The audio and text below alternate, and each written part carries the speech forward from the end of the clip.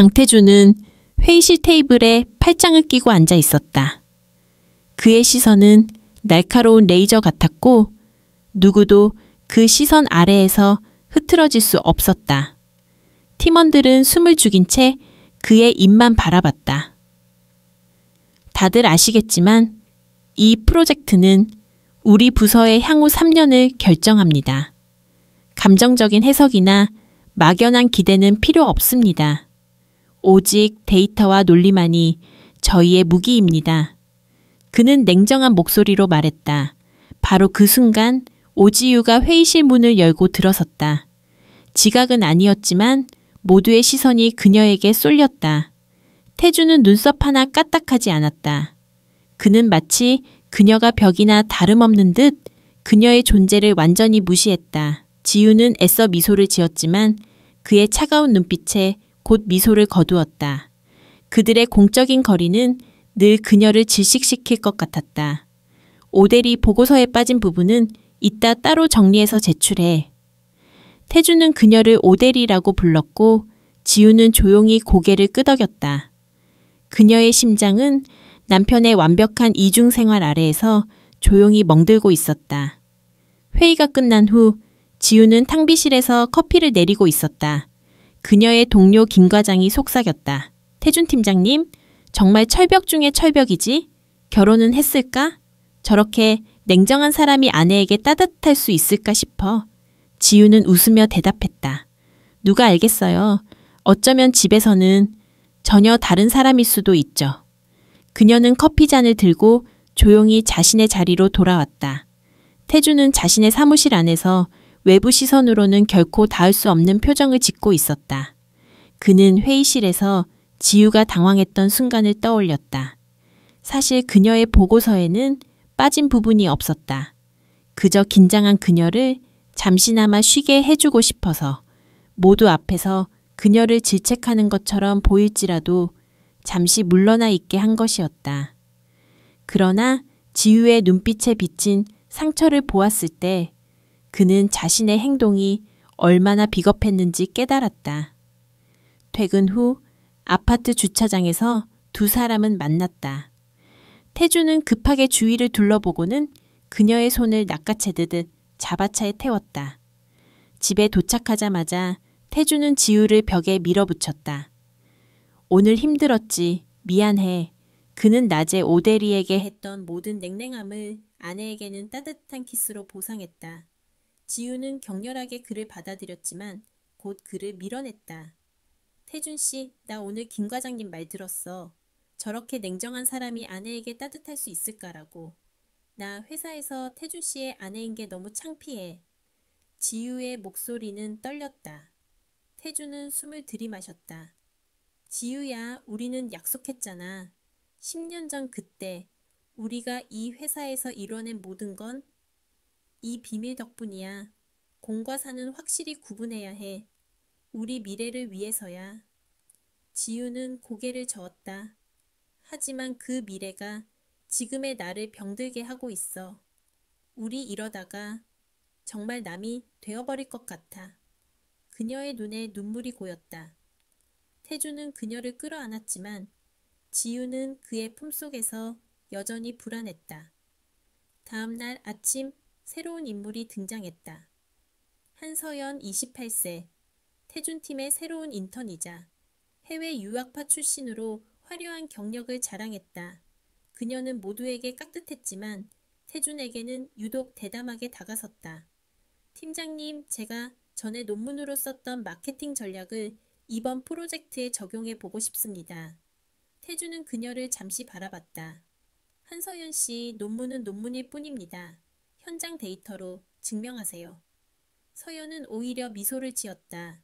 물론이죠, 팀장님. 제가 반드시 증명해 보이겠습니다. 그녀의 눈빛은 도전적이었고 태주는 무언가 익숙하면서도 낯선 불길함을 느꼈다. 지우는 탕비실에서 서연과 마주쳤다. 서연은 지우에게 먼저 다가왔다. 오대리님, 태준 팀장님은 어떤 분이세요? 워낙 카리스마가 있으셔서. 혹시 사적인 이야기라도 해주실 수 있나요? 지우는 순간적으로 경계심을 느꼈다. 강 팀장님은 그냥 일에만 집중하시는 분이에요. 사적인 이야기는 거의 안 하시죠? 서연은 웃었다. 아, 그러시구나. 하지만 제가 보기엔 팀장님은 겉으로는 차가워 보여도 속은 따뜻하실 것 같아요. 특히 누군가를 아끼는 마음이 크신 분 같던데요. 서연의 말은 알 수 없는 뉘앙스를 담고 있었고 지우는 불안한 마음으로 고개를 숙였다. 지우는 그날 오후 태준이 서연과 함께 야근하는 모습을 보았다. 두 사람은 사무실 안에서 마주 앉아 진지하게 대화하고 있었고 서연은 태준에게 커피를 건네며 자연스럽게 웃고 있었다. 태준은 지우와 있을 때는 결코 보여주지 않던 미소, 아주 희미하지만 편안해 보이는 미소를 짓고 있었다. 그 순간 지우는 자신이 회사의 투명인간이 된 것 같은 기분을 느꼈다. 그녀는 자리에 앉아 자신의 컴퓨터 화면을 멍하니 바라보았다. 그들의 비밀이 만들어낸 견고한 성이 이제 그녀 자신을 가두는 감옥이 되어가고 있었다. 그녀는 태준이 말했던 10년 전의 약속을 떠올렸다. 그때 그들은 이 회사의 미래를 위해 비밀 결혼이라는 위험한 선택을 했다. 하지만 지금 그녀는 그 약속이 가져온 대가에 대해 의문을 품기 시작했다. 그녀는 조용히 자리에서 일어나 화장실로 향했다. 거울에 비친 자신의 얼굴은 헬쑥했고 눈빛은 불안했다. 그때 복도 저편에서 김 과장과 다른 여직원의 대화 소리가 들려왔다. 태준 팀장님, 한서연 씨 들어오고 나서 분위기 좀 달라지지 않았어? 일적으로도 잘 통하는 것 같고. 냉정하던 팀장님이 서연 씨한테는 은근히 잘해주시는 것 같더라. 맞아, 둘이 은근히 잘 어울려. 둘 다 유능하고 서연 씨도 나름대로 매력이 있잖아. 지우는 숨을 멈추었다. 그들의 대화는 칼날이 되어 그녀의 심장을 찔렀다. 그녀는 거울 속 자신의 눈을 마주했다. 둘이 잘 어울려. 그 말이 그녀의 머릿속을 맴돌았다. 지우는 이를 악물었다. 그녀는 더 이상 이 비밀을 감당할 수 없었다. 그녀는 당장 태준에게 가서 이 모든 것을 끝내자고 말하고 싶었다. 공개하든지 아니면 그녀는 나머지 말은 끝맺지 못했다. 그녀는 화장실 칸막이 안으로 들어가 문을 걸어 잠갔다. 그녀의 눈에서는 소리 없는 눈물이 흘러내렸다. 이 상황을 더 이상 견딜 수 없었다. 그녀는 자신의 자리를 지키기 위해 혹은 자신의 사랑을 지키기 위해 이제 싸움을 시작해야만 한다는 것을 깨달았다. 그녀의 마음속에서 어떤 결심이 강렬하게 일어났다. 강태준은 회의실 테이블에 팔짱을 끼고 앉아 있었다. 그의 시선은 날카로운 레이저 같았고 누구도 그 시선 아래에서 흐트러질 수 없었다. 팀원들은 숨을 죽인 채 그의 입만 바라봤다. 다들 아시겠지만 이 프로젝트는 우리 부서의 향후 3년을 결정합니다. 감정적인 해석이나 막연한 기대는 필요 없습니다. 오직 데이터와 논리만이 저희의 무기입니다. 그는 냉정한 목소리로 말했다. 바로 그 순간 오지유가 회의실 문을 열고 들어섰다. 지각은 아니었지만 모두의 시선이 그녀에게 쏠렸다. 태주는 눈썹 하나 까딱하지 않았다. 그는 마치 그녀가 벽이나 다름없는 듯 그녀의 존재를 완전히 무시했다. 지우는 애써 미소를 지었지만 그의 차가운 눈빛에 곧 미소를 거두었다. 그들의 공적인 거리는 늘 그녀를 질식시킬 것 같았다.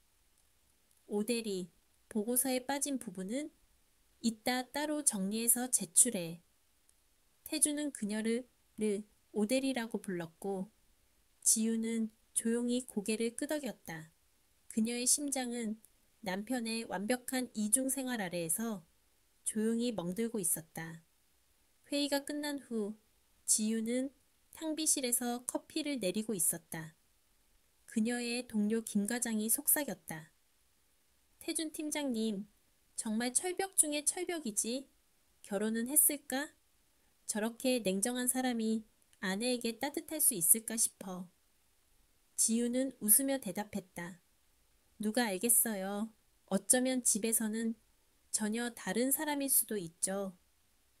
그녀는 커피잔을 들고 조용히 자신의 자리로 돌아왔다. 태주는 자신의 사무실 안에서 외부 시선으로는 결코 닿을 수 없는 표정을 짓고 있었다. 그는 회의실에서 지우가 당황했던 순간을 떠올렸다. 사실 그녀의 보고서에는 빠진 부분이 없었다. 그저 긴장한 그녀를 잠시나마 쉬게 해주고 싶어서 모두 앞에서 그녀를 질책하는 것처럼 보일지라도 잠시 물러나 있게 한 것이었다. 그러나 지우의 눈빛에 비친 상처를 보았을 때 그는 자신의 행동이 얼마나 비겁했는지 깨달았다. 퇴근 후 아파트 주차장에서 두 사람은 만났다. 태주는 급하게 주위를 둘러보고는 그녀의 손을 낚아채듯 잡아채 태웠다. 집에 도착하자마자 태주는 지우를 벽에 밀어붙였다. 오늘 힘들었지, 미안해. 그는 낮에 오대리에게 했던 모든 냉랭함을 아내에게는 따뜻한 키스로 보상했다. 지우는 격렬하게 그를 받아들였지만 곧 그를 밀어냈다. 태준 씨, 나 오늘 김 과장님 말 들었어. 저렇게 냉정한 사람이 아내에게 따뜻할 수 있을까라고. 나 회사에서 태준 씨의 아내인 게 너무 창피해. 지우의 목소리는 떨렸다. 태준은 숨을 들이마셨다. 지우야, 우리는 약속했잖아. 10년 전 그때 우리가 이 회사에서 이뤄낸 모든 건 이 비밀 덕분이야. 공과 사는 확실히 구분해야 해. 우리 미래를 위해서야. 지우는 고개를 저었다. 하지만 그 미래가 지금의 나를 병들게 하고 있어. 우리 이러다가 정말 남이 되어버릴 것 같아. 그녀의 눈에 눈물이 고였다. 태주는 그녀를 끌어안았지만 지우는 그의 품속에서 여전히 불안했다. 다음 날 아침, 새로운 인물이 등장했다.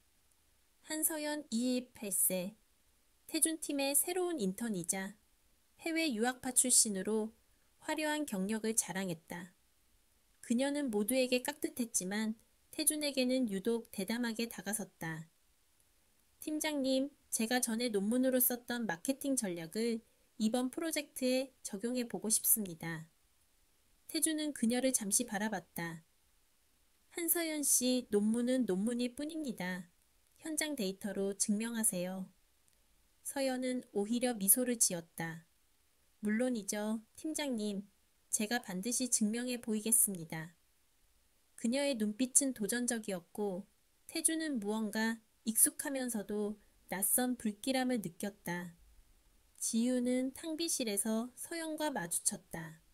서연은 지우에게 먼저 다가왔다. 오다혜리님, 태준 팀장님은 어떤 분이세요? 워낙 카리스마가 있으셔서 혹시 사적인 이야기라도 해주실 수 있나요? 지우는 순간적으로 경계심을 느꼈다.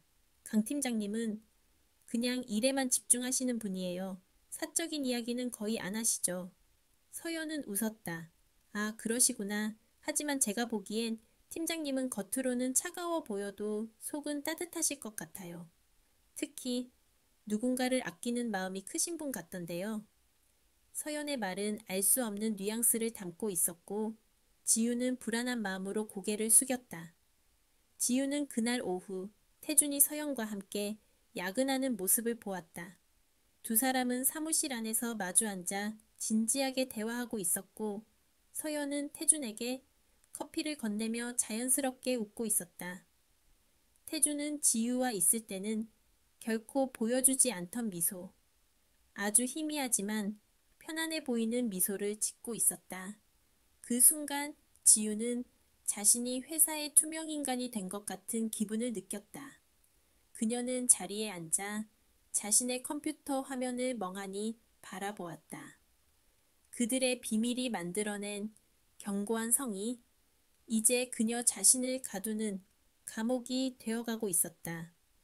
그녀는 태준이 말했던 10년 전의 약속을 떠올렸다. 그때 그들은 이 회사의 미래를 위해 비밀 결혼이라는 위험한 선택을 했다. 하지만 지금 그녀는 그 약속이 가져온 대가에 대해 의문을 품기 시작했다. 그녀는 조용히 자리에서 일어나 화장실로 향했다. 거울에 비친 자신의 얼굴은 헬쑥했고 눈빛은 불안했다. 그때 복도 저편에서 김 과장과 다른 여직원의 대화 소리가 들려왔다. 태준 팀장님, 한서연 씨 들어오고 나서 분위기 좀 달라지지 않았어? 일적으로도 잘 통하는 것 같고 냉정하던 팀장님이 서연 씨한테는 은근히 잘해주시는 것 같더라. 맞아. 둘이 은근히 잘 어울려. 둘 다 유능하고 서연 씨도 나름대로 매력이 있잖아. 지우는 숨을 멈추었다. 그들의 대화는 칼날이 되어 그녀의 심장을 찔렀다. 그녀는 거울 속 자신의 눈을 마주했다. 둘이 잘 어울려. 그 말이 그녀의 머릿속을 맴돌았다. 지우는 이를 악물었다. 그녀는 더 이상 이 비밀을 감당할 수 없었다. 그녀는 당장 태준에게 가서 이 모든 것을 끝내자고 말하고 싶었다. 공개하든지 아니면 그녀는 나머지 말은 끝맺지 못했다. 그녀는 화장실 칸막이 안으로 들어가 문을 걸어 잠갔다. 그녀의 눈에서는 소리 없는 눈물이 흘러내렸다. 이 상황을 더 이상 견딜 수 없었다. 그녀는 자신의 자리를 지키기 위해 혹은 자신의 사랑을 지키기 위해 이제 싸움을 시작해야만 한다는 것을 깨달았다. 그녀의 마음속에서 어떤 결심이 강렬하게 일어났다. 그날 밤 태주는 평소보다 늦게 퇴근했다. 지우는 침실이 아닌 거실 소파에 앉아 그를 기다리고 있었다. 집 안의 공기는 팽팽한 긴장감으로 가득했다. 태주는 넥타이를 풀며 지우에게 다가갔다. 왜 여기서 자고 있어? 안방으로 가지 않고. 지우는 고개를 들었다. 그녀의 눈은 이미 분노와 슬픔으로 가득 차 있었다. 오늘 한서연 씨랑 무슨 이야기를 했어요? 태주는 잠시 망설였다. 업무 이야기였어. 새로운 전략에 대해. 업무? 지우가 짧게 웃었다. 내가 탕비실에서 김 과장님들 이야기 듣는 동안 두 분은 아주 편안하게 웃고 있었죠. 태준 씨가 나한테는 절대 보여주지 않는 그 표정으로. 태준은 한숨을 쉬었다. 지우야, 오해하지 마. 서연 씨는 유능한 직원이야. 내가 그녀에게 잘해주는 건 공적인 관계일 뿐이야. 공적인 관계? 그럼 나는요? 회사에서 나는 태준 씨에게 대체 뭐예요? 태준 씨가 나를 오대리라고 부를 때마다 내 심장은 쪼개지는 것 같아요. 마치 내가 태준 씨의 삶에서 숨겨야 할 그림자라도 되는 것처럼. 지우는 울음을 터뜨렸다. 태준은 그녀를 안으려 했지만 지우는 완강하게 거부했다. 태준 씨, 우리 이제 그만해요. 이 비밀 노름. 나 이제 태준 씨의 아내로 인정받고 싶어요. 그게 안 된다면 차라리 회사에 나가지 않겠어요. 아니, 어쩌면 우리 관계를 다시 생각해야 할지도 몰라요. 이 말은 태준에게 엄청난 충격이었다. 그는 갑자기 10년 전 지우가 신입사원 시절 저질렀던 작은 실수와 그로 인해 회사가 입을 뻔했던 피해를 떠올렸다. 그리고 그 일을 덮기 위해 그가 지우에게 약속했던 내용을 상기했다. 지우야, 기억해? 우리가 그때 약속했던 거. 이 관계를 철저히 숨기자고. 그게 너를 보호하는 길이었어. 내가 너 대신 그 모든 비난을 감수하고 싶지 않았어. 네가 이 회사에서 당당하게 서기를 바랐어. 그의 목소리에는 절박함이 섞여 있었다. 하지만 그때의 약속이 지금의 우리를 파괴하고 있어요. 지우는 소리쳤다. 그녀는 방을 뛰쳐나가 문을 잠갔다. 태주는 문 앞에서 한참 동안 서성였다. 그는 회사에서 철벽 팀장으로 불리지만 집에서는 아내를 잃을까 두려워하는 나약한 남자일 뿐이었다. 다음 날 지우는 결근했다. 태주는 회사에 와서 그녀의 자리가 비어있는 것을 보자마자 가슴이 철렁 내려앉았다. 그때 서연이 태준에게 다가왔다. 팀장님, 오대리님, 어제 많이 안 좋아 보이셨는데 혹시 무슨 일 있으신가요? 서연의 질문은 걱정스러워 보였지만 태준은 그 속에서 미묘한 호기심을 느꼈다. 개인적인 일이야, 신경 쓰지 마. 태준은 차갑게 대답했다. 서연은 잠시 머뭇거리더니 갑자기 태준의 책상 위에 놓인 작은 노트 하나를 집어들었다. 팀장님, 이거 오대리님께서 마케팅 전략 아이디어라고 슬쩍 보여주신 건데 제가 전에 구상했던 것과 비슷한 부분이 있네요. 역시 유능하신 분이라 생각했어요.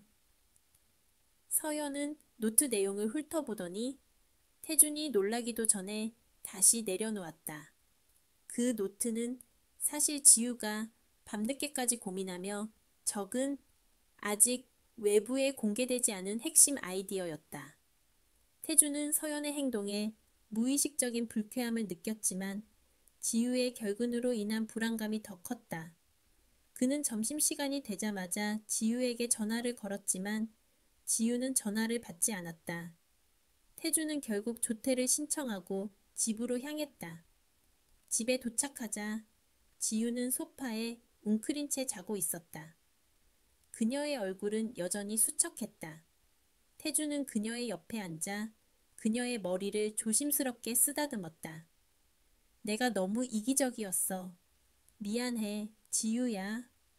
그는 그녀에게 속삭였다. 그때 지우가 눈을 떴다. 그녀는 태준을 보자마자 벌떡 일어났다. 왜 왔어요? 회사에 가야죠.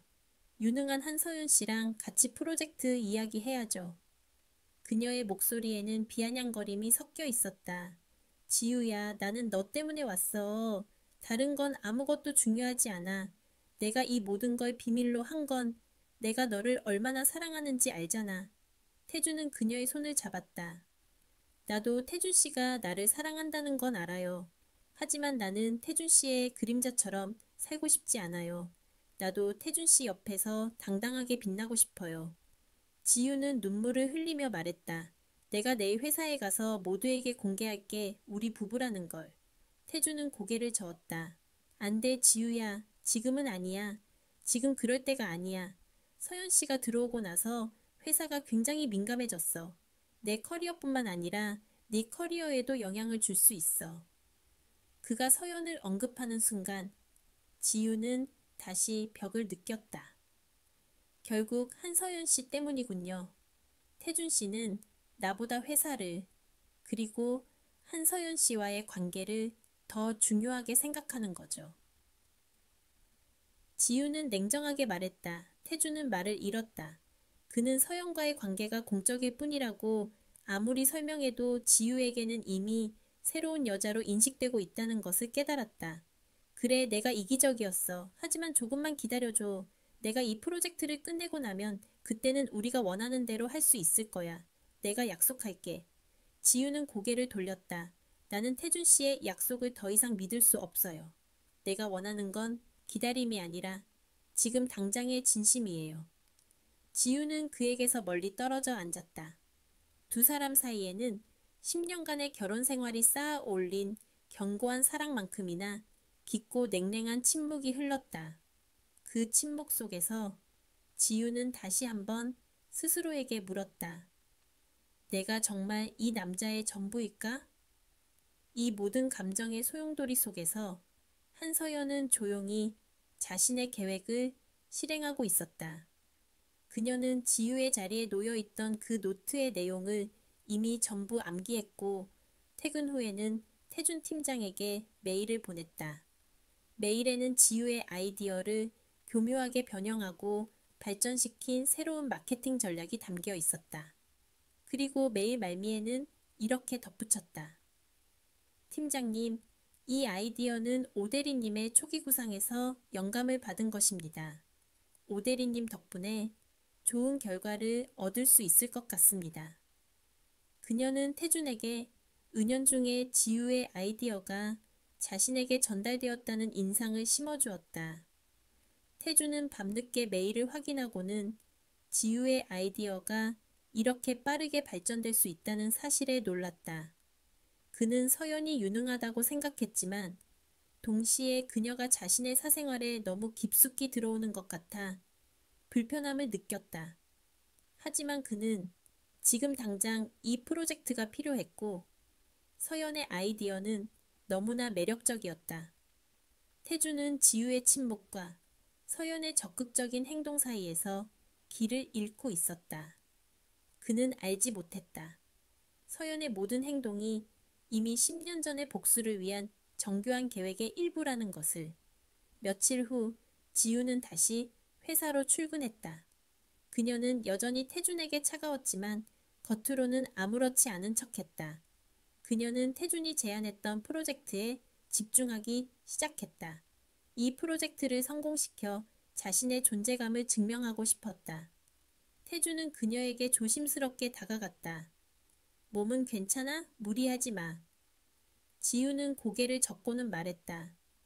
괜찮아요, 팀장님. 그녀가 그를 팀장님이라고 부르는 목소리는 더욱 사무적이었다. 태주는 그 거리감을 느꼈지만 지금 당장 그녀를 끌어안을 수도 없었다. 그때 서연이 태준의 사무실로 들어왔다. 팀장님, 제가 지난번에 보내드린 아이디어에 오대리님의 초기 구상을 결합해 봤습니다.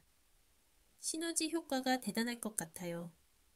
서연은 지우를 향해 의미심장한 미소를 지었다. 지우는 서연의 말에 무언가 잘못되고 있다는 느낌을 받았다. 그녀의 초기 아이디어는 아직 누구에게도 공개하지 않은 그녀와 태준만이 공유했던 메모장에서 나온 것이었다. 태준은 지우가 서연에게 아이디어를 공유했다고 믿고 있는 듯 했다. 좋아, 오대리, 한서연 씨와 이 부분을 좀 더 구체화해봐. 태준은 지우에게 지시했다. 지우는 반박하고 싶었지만 태준의 단호한 시선 앞에서 입을 다물 수밖에 없었다. 두 여자는 어색하게 마주 앉았다. 서연은 노트 몇 장을 펼쳐 보이며 말했다.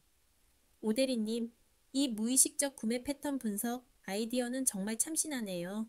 저도 놀랐어요. 이걸 어떻게 구상하셨어요? 팀장님께 살짝 들어서 알고 있었지만 실제로 보니 대단합니다. 지우의 심장이 빠르게 뛰었다. 태준 씨가, 아니, 팀장님이 저에게서 이 아이디어를 들었다고요? 지우는 놀라움을 감추지 못했다. 서연은 아무렇지도 않게 고개를 끄덕였다. 네, 물론이죠. 팀장님께서 오대리님 아이디어가 훌륭하다고 하시면서 저에게 발전시켜보라고 하셨어요. 역시 팀장님은 오대리님을 믿고 계신 것 같아요.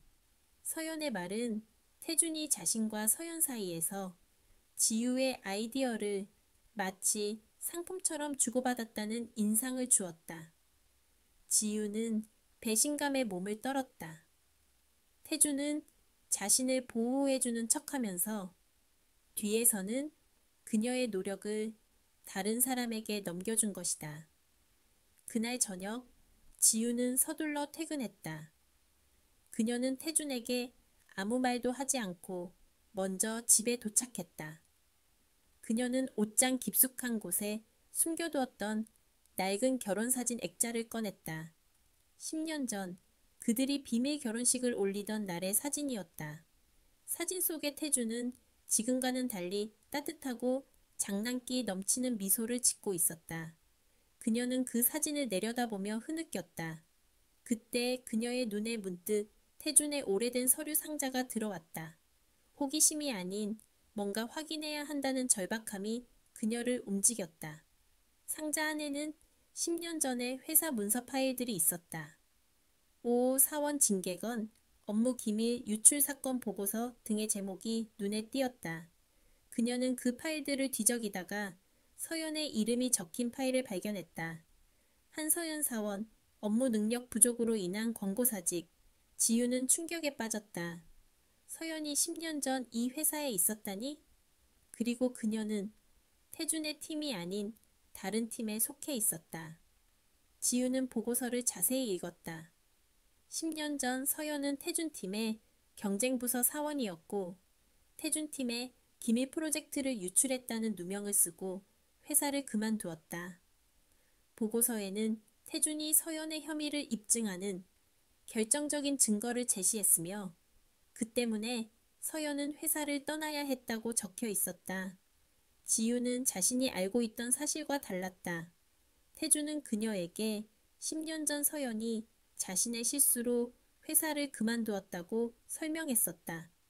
하지만 이 서류는 태준이 서연을 직접 해고하는 데 일조했다는 것을 보여주고 있었다. 지우는 혼란스러웠다. 왜 태준은 서연의 사직에 대해 거짓말을 했을까? 그때 서류 더미 맨 아래에서 지우가 예전에 써서 버렸던 작은 메모지가 나왔다. 그 메모지에는 기밀 유출은 내가 아닌 한서연이었어.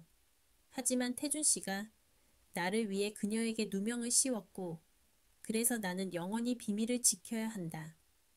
라는 내용이 적혀 있었다. 지우는 자신이 이런 메모를 쓴 적이 없다는 것을 알았다. 이 글씨체는 태준의 것이었다. 즉 태준은 이 메모를 조작해서 마치 지우가 서연의 누명을 알고 있는 것처럼 만들어 놓았던 것이다. 이것은 태준이 서연을 해고했고 그 사실을 지우에게 숨기기 위해 거짓말을 했음을 의미했다. 지우는 손이 떨렸다. 태준이 그녀를 보호하기 위해 서연에게 죄를 씌웠고 이 모든 것을 비밀로 유지하며 그녀를 침묵시키고 있었다. 지우는 이제 태준의 모든 냉정함 그리고 비밀 결혼의 강요가 자신의 보호를 위함이 아니라 태준이 과거에 저지른 죄를 덮기 위함이었을 수도 있다는 생각에 이르렀다. 그 순간 현관문이 열리는 소리가 들렸다. 태준이 집에 돌아온 것이다. 지우는 서류 더미를 품에 안고 소파 뒤로 숨었다. 태준은 집 안을 둘러보았다. 지우야, 왔어.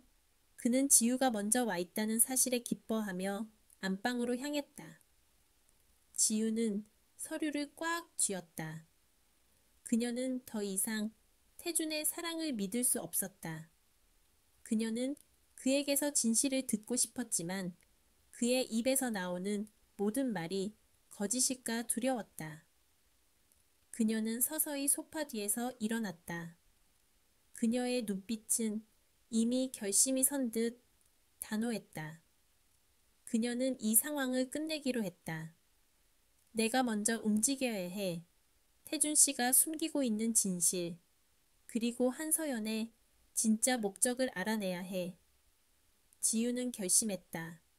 그녀는 태준이 안방으로 들어간 틈을 타 급하게 가방을 챙겨 집 밖으로 나섰다.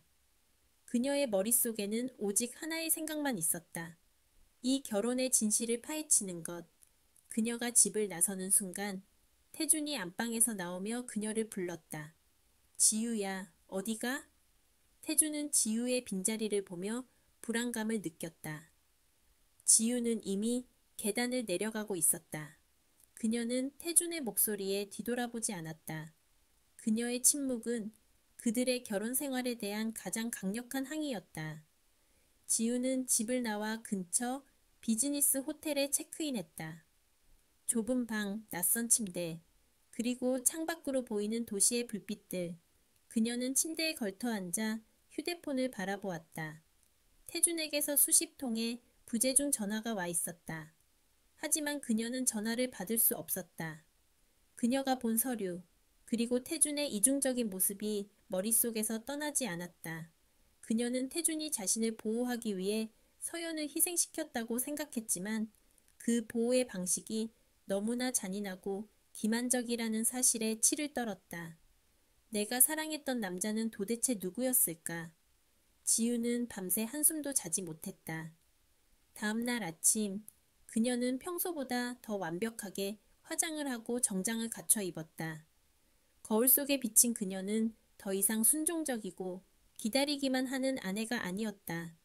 그녀는 차가운 갑옷을 입은 전사 같았다. 회사에 도착했을 때 태주는 이미 출근해 있었다.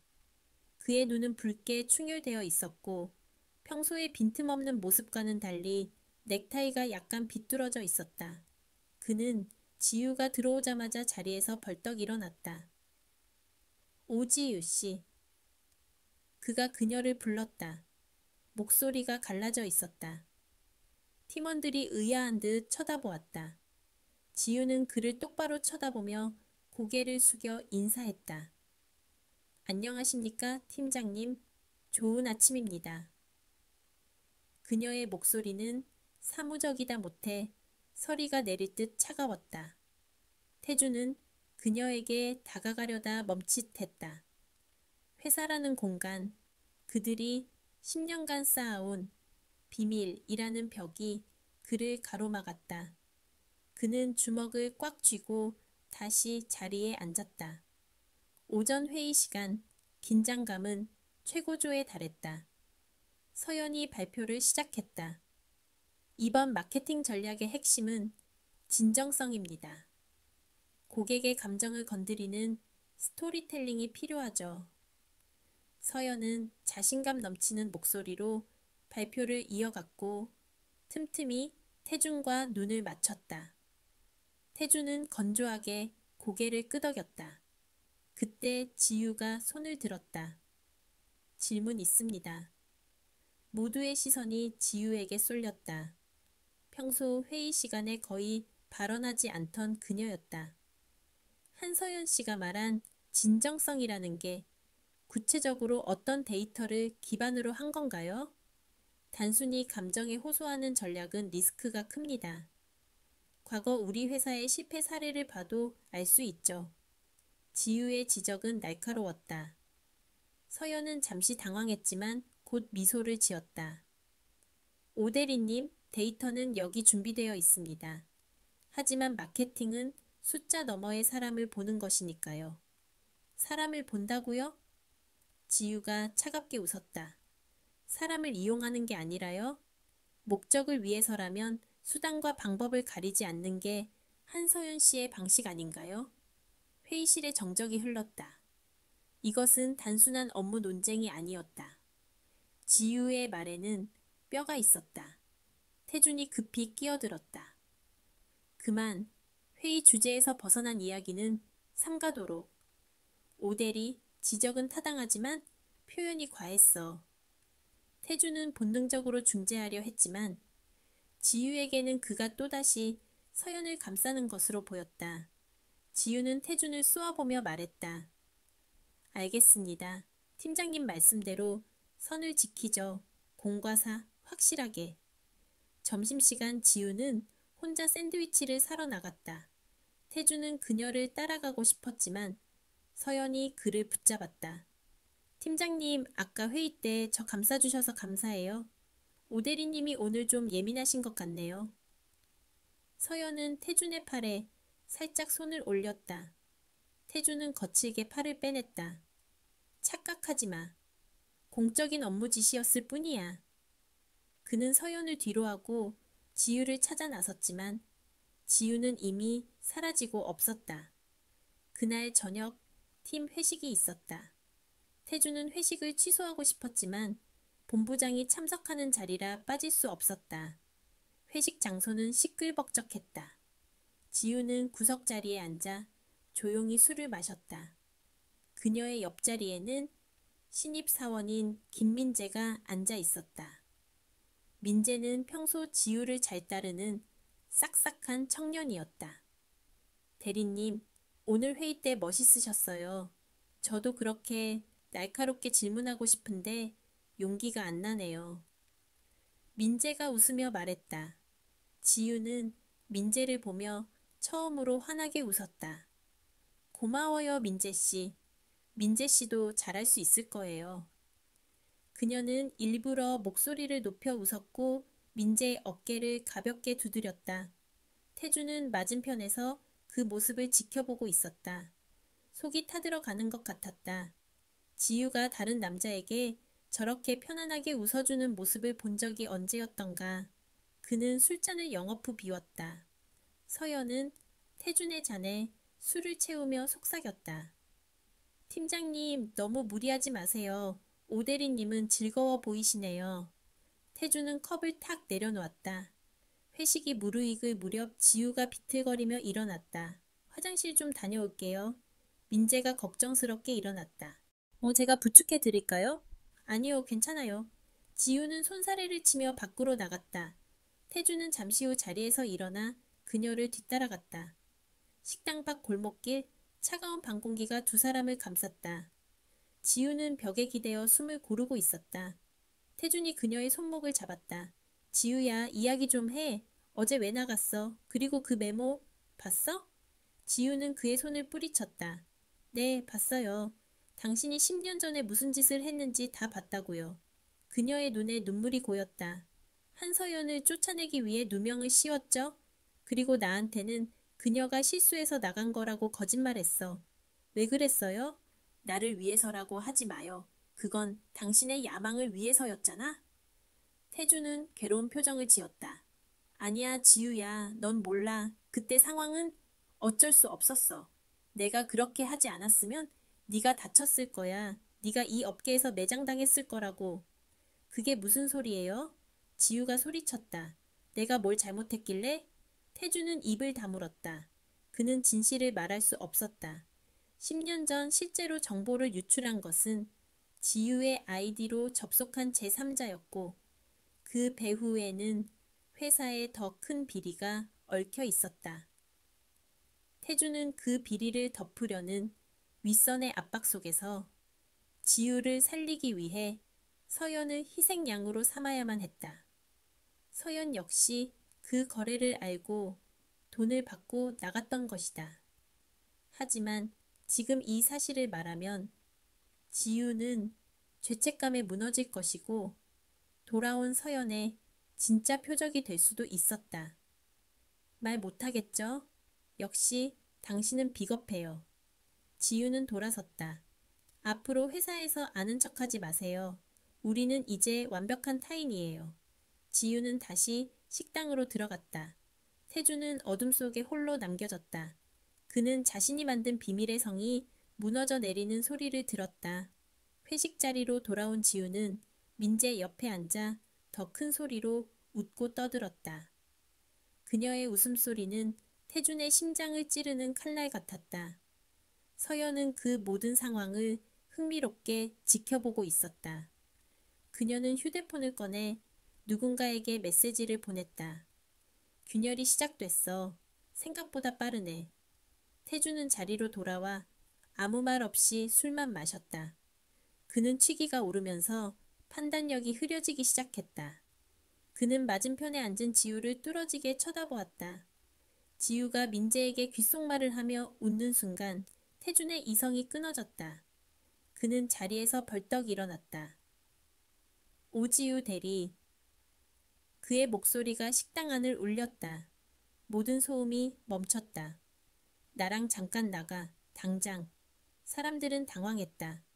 태준의 목소리는 상사의 것이 아니었다. 그것은 질투의 눈먼 남자의 목소리였다. 지우는 천천히 고개를 들었다. 그녀의 눈빛은 도발적이었다. 싫습니다, 팀장님. 지금은 업무 시간이 아닙니다. 제 사생활에 간섭하지 마시죠. 그녀의 거절은 명확했고 잔인했다. 태주는 멍하니 서 있었다. 그는 처음으로 깨달았다. 자신이 지우를 잃어가고 있는 것이 아니라 이미 잃어버렸을지도 모른다는 것을. 그리고 그 틈을 타 서연이 태준의 곁으로 다가와 부드럽게 말했다. 팀장님, 많이 취하셨어요. 제가 모셔다 드릴게요. 그녀는 태준을 부축하며 지우를 향해 승리의 미소를 지었다. 지우는 주먹을 꽉 쥐었다. 손톱이 살을 파고들었지만 그녀는 고개를 돌리지 않았다. 다음 날 아침 태준은 지끈거리는 두통과 함께 눈을 떴다. 낯선 천장이었다. 그는 벌떡 몸을 일으켰다. 비즈니스 호텔이었다. 기억이 끊어지기 전 서연이 자신을 부축하던 장면이 떠올랐다. 그는 급히 자신의 옷을 확인했다. 셔츠는 그대로였지만 재킷과 넥타이가 보이지 않았다. 협탁 위에는 메모지 한 장이 놓여 있었다. 팀장님, 너무 취하셔서 근처 호텔로 모셨어요. 집 주소를 여쭤봐도 대답을 안 하셔서요. 푹 쉬세요. 한서연. 태주는 욕설을 내뱉으며 머리를 감싸 쥐었다. 그는 당장 휴대폰을 찾았다. 부재중 전화는 없었다. 지유에게서는 아무런 연락도 없었다. 그 침묵이 더 무서웠다. 그는 서둘러 호텔을 빠져나왔다. 출근 시간이 임박해 있었다. 집에 들러 옷을 갈아입을 시간조차 없었다. 그는 편의점에서 셔츠와 넥타이를 대충 사서 갈아입고 회사로 향했다. 회사 로비에 들어섰을 때 직원들의 시선이 미묘하게 느껴졌다. 그는 애써 무시하며 엘리베이터에 탔다. 사무실 문을 열자마자 가장 먼저 눈에 들어온 것은 서연이었다. 그녀는 평소보다 밝은 표정으로 업무를 보고 있었다. 그리고 그 건너편 지우의 자리는 텅 비어 있었다. 태준의 심장이 내려앉았다. 설마 오늘도 결근인가? 그때 탕비실에서 지우가 나왔다. 그녀의 얼굴은 창백했고 눈 밑에는 짙은 그림자가 드리워져 있었다. 태준은 안도감과 동시에 죄책감을 느꼈다. 그는 지우에게 다가가려 했지만 서연이 먼저 선수쳤다. 서연은 쇼핑백 하나를 들고 태준의 책상으로 다가왔다. 사무실의 모든 눈과 귀가 그곳으로 쏠렸다. 팀장님, 이거 어제 제 차에 두고 내리셨더라고요. 서연은 태준의 재킷을 꺼내 보였다. 드라이클리닝까지 해서 가져오려고 했는데 급하게 필요하실 것 같아서요. 그녀의 목소리는 너무나 또렷해서 사무실 구석구석까지 들렸다. 직원들이 수군거리기 시작했다. 어제 팀장님이 서연 씨 차를 탔어? 밤새 같이 있었던 거야? 지우는 그 자리에 못 박힌 듯 서 있었다. 그녀의 시선이 태준의 재킷, 그리고 서연의 미소, 마지막으로 당황한 태준의 얼굴을 차례로 훑었다. 지우의 눈동자가 차갑게 식어갔다. 태준은 재킷을 거칠게 낚아챘다. 그냥 책상 위에 두면 될 일을 굳이 이렇게 요란하게 할 필요 없잖아. 그는 낮게 으르렁거렸다. 하지만 이미 엎질러진 물이었다. 서연은 상처받은 척 고개를 숙였다. 죄송해요. 저는 그냥 챙겨드리려고. 지우는 아무 말 없이 자신의 자리로 돌아가 앉았다. 그녀는 컴퓨터 모니터를 켰지만 화면의 글자는 하나도 눈에 들어오지 않았다. 그녀의 머릿속에는 오직 하나의 영상만이 반복 재생되고 있었다. 남편이 다른 여자의 차를 타고 사라지던 밤, 그리고 그 여자가 남편의 옷을 챙겨 출근한 아침. 이것은 선전포고였다. 오후에는 중요한 클라이언트와의 프레젠테이션이 있었다. 이번 프로젝트의 성패가 달린 중요한 자리였다. 지우가 메인 발표자였다. 그녀는 감정을 억누르고 발표 자료를 최종 점검했다. 완벽했다. 그녀는 이 발표를 통해 태준에게 그리고 회사 전체에 자신의 능력을 증명하고 싶었다. 나는 누군가의 아내나 그림자가 아니라 오지우라는 능력 있는 사람이야. 그녀는 스스로에게 되뇌었다. 회의실에는 본부장과 클라이언트, 그리고 팀원들이 모두 모였다. 태준은 맨 앞자리에 앉아 지우를 바라보았다. 그의 눈빛에는 걱정과 응원이 섞여 있었지만 지우는 그 시선을 외면했다. 발표가 시작되었다. 지우는 차분하고 논리적으로 설명을 이어갔다. 클라이언트들의 고개가 끄덕여졌다. 분위기는 좋았다. 하지만 하이라이트인 데이터 분석 페이지를 넘기는 순간 회의실 분위기가 급변했다. 화면에 뜬 데이터는 엉망이었다. 수치는 뒤죽박죽이었고 경쟁사의 로고가 흐릿하게 배경에 깔려 있었다. 치명적인 오류였다. 지우는 당황했다. 이게 잠시만요. 그녀는 급히 파일을 확인했지만 원본 파일 자체가 수정되어 있었다. 분명 아침까지 확인했을 때는 이상이 없었다. 클라이언트 측 담당자가 인상을 찌푸렸다. 강 팀장님, 이게 뭡니까? 데이터 검수도 안 하고 발표하는 건가요? 우리 회사를 무시하는 겁니까? 본부장의 얼굴이 불그락푸르락해졌다. 지우는 식은땀을 흘리며 더듬거렸다. 죄송합니다. 파일이 잘못된 것 같습니다. 제가 분명히... 그때 태준이 자리에서 일어났다. 그의 얼굴은 얼음장처럼 차가웠다. 지금 여기서 지우를 감싸거나 변명하는 것은 팀 전체의 신뢰도를 바닥으로 떨어뜨리는 일이었다. 리더로서 그는 결단을 내려야 했다. 비록 그것이 사랑하는 아내를 베는 일이라 할지라도. 오지유 대리, 태준의 목소리가 회의실을 갈랐다. 지금 변명할 시간입니까? 이런 기본적인 실수조차 걸러내지 못하고 단상에 섰습니까? 지우는 충격받은 눈으로 태준을 바라봤다. 그녀는 그가 상황을 수습해 주기를, 적어도 기술적인 오류라고 둘러대 주기를 바랐다. 하지만 태준은 철벽 팀장으로 돌아와 있었다. 당장 내려와요. 한서연 씨, 준비된 백업 데이터 있습니까? 태준은 지우를 밀어내고 서연을 찾았다. 서연은 기다렸다는 듯 일어섰다. 네, 팀장님. 혹시나 해서 제가 수정 보완해둔 자료가 있습니다. 서연은 지우의 노트북을 밀어내고 자신의 USB를 꽂았다. 화면에는 완벽하게 정리된, 심지어 지우의 아이디어보다 더 세련되게 다듬어진 데이터가 떴다. 서연은 자연스럽게 발표를 이어받았다. 그녀는 위기를 기회로 바꾸는 유능한 구원자처럼 보였다. 지우는 회의실 구석에 서서 그 모습을 지켜보았다. 태주는 서연의 발표에 고개를 끄덕이며 클라이언트에게 보충 설명을 하고 있었다. 두 사람은 완벽한 파트너 같았다. 지우는 자신이 이 공간에서 완전히 배제된 이방인처럼 느껴졌다. 아니, 필요 없는 존재, 오류 그 자체였다.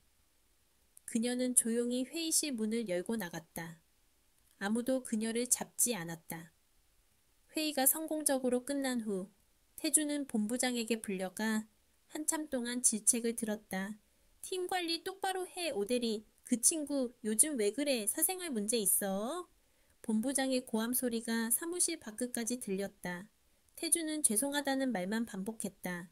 그가 사무실로 돌아왔을 때 지우의 자리는 깨끗하게 정리되어 있었다.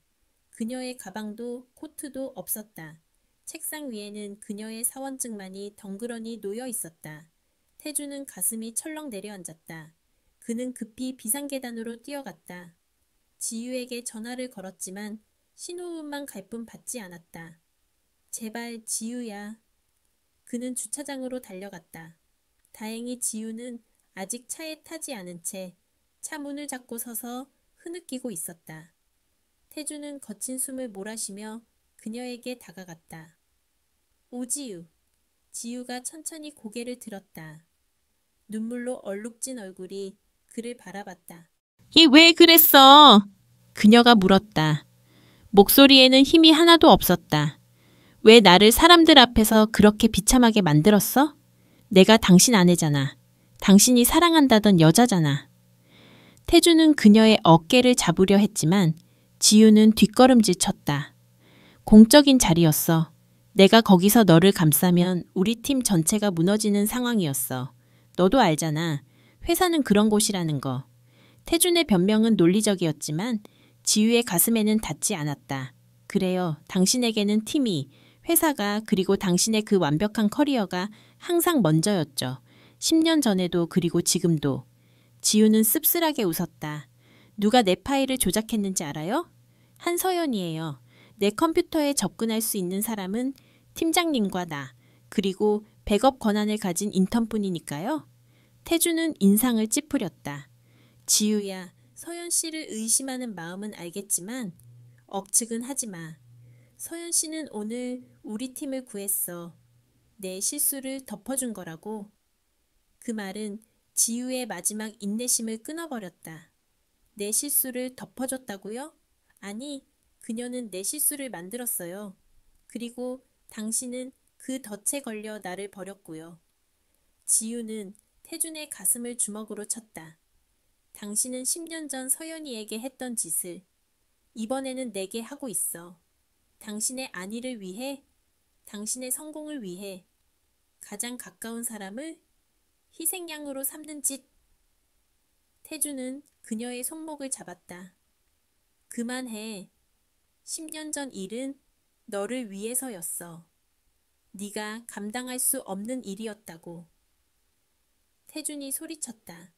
처음으로 터져나온 진심이었다. 정적이 흘렀다. 지우는 떨리는 눈으로 그를 응시했다. 나를 위해서 서연이에게 누명을 씌웠다고요? 태준은 입을 다물었다. 말실수였다. 하지만 되돌릴 수 없었다. 지우는 고개를 끄덕였다. 그렇군요. 당신은 그런 사람이었군요. 사랑이라는 이름으로 범죄를 저지르고 정이라는 이름으로 아내를 짓밟는 사람. 지우는 차 문을 열었다. 나는 이제 떠날 거예요. 당신의 그 숨 막히는 성에서, 당신의 그 비겁한 보호 아래서 나갈 거예요. 태주는 차문을 막아섰다. 어디로 갈 건데? 집에 가 있어. 퇴근하고 이야기해. 집? 거기가 우리 집인가요? 아니면 당신의 비밀 창고인가요? 지우는 차가운 눈으로 그를 쏘아봤다. 비키세요. 소리 지르기 전에. 태주는 그녀의 눈에서 처음 보는 살기를 느꼈다. 그는 스르르 손을 내렸다. 지우는 차에 탔고 뒤도 돌아보지 않고 주차장을 빠져나갔다. 태주는 멀어지는 차의 미등을 바라보며 자리에 주저앉았다. 그는 모든 것을 통제하고 있다고 믿었지만 사실은 손가락 사이로 모든 것이 빠져나가고 있었다. 사무실 창가에서 이 모든 것을 내려다보고 있던 한서연은 와인잔을 흔들듯 커피잔을 가볍게 돌렸다. 그녀의 입가에 서늘한 미소가 번졌다. 이제 시작이야, 강 팀장. 당신이 가장 소중하게 여기는 것을 잃는 기분 똑같이 느껴봐. 그녀는 책상 서랍 깊숙한 곳에서 낡은 USB 하나를 꺼냈다. 10년 전 태준이 자신에게 덮어 씌웠던 그 조작된 증거가 담긴 원본 파일이었다. 그녀는 그것을 만지작거렸다. 오지우 대리, 너무 슬퍼하지 마요. 진짜 지옥은 아직 시작도 안 했으니까. 서연은 휴대폰을 꺼내 사내 익명 게시판에 접속했다. 그리고 준비해둔 글을 올리기 시작했다. 제목, 충격, 마케팅팀 팀장과 유부녀 대리의 부적절한 관계, 그리고 인사 비리 의혹. 그녀는 태준과 지유의 관계를 폭로함과 동시에 과거 태준이 지유의 입사를 도왔다는 거짓 정보를 교묘하게 섞었다. 이것은 단순한 이별이 아니었다. 사회적 매장이었다. 서연은 전송 버튼을 눌렀다. 다음 날 아침 회사 로비는 태풍 전야처럼 고요했지만 공기 중에는 날카로운 가시가 떠다니는 것 같았다. 태준이 출근하자마자 수많은 눈동자가 그를 향해 꽂혔다. 평소에 경외심 섞인 눈빛이 아니었다. 경멸, 호기심, 그리고 조롱이 섞인 시선들이었다. 태준은 직감적으로 알았다. 서연이 말한 지옥이 시작되었음을. 사무실에 들어서자 팀원들은 황급히 모니터 화면을 전환하거나 수군거림을 멈췄다. 김 과장이 난처한 표정으로 태준에게 다가왔다. 팀장님, 저기 사내 익명 게시판 보셨습니까? 지금 난리가 났습니다. 태준은 자리에 앉아 게시판을 열었다. 조회수 1위, 댓글 500개 돌파. 제목은 자극적이었다. 글의 내용은 교묘하게 사실과 거짓을 섞어 놓았다. 냉철한 척하던 강태준 팀장. 알고 보니 유부녀 부하 직원과 오피스 와이프돌이? 오지우 대리의 입사 강 팀장의 입김이 있었다는데 팩트체크 바람. 어제 회의 때 일부러 쇼한 거 아님? 사랑 싸움을 왜 회사에서 해? 댓글들은 더 참담했다. 오지우, 어쩐지 능력도 없는데 팀장 믿고 설치더라. 강태준 실망이다. 공사구분 확실한 척하더니 뒤로는 더럽게 놀았네. 태준의 손이 부들부들 떨렸다. 이것은 단순한 스캔들이 아니었다. 그가 10년 넘게 쌓아온 신뢰와 명예, 그리고 지유의 인격을 살인하는 행위였다.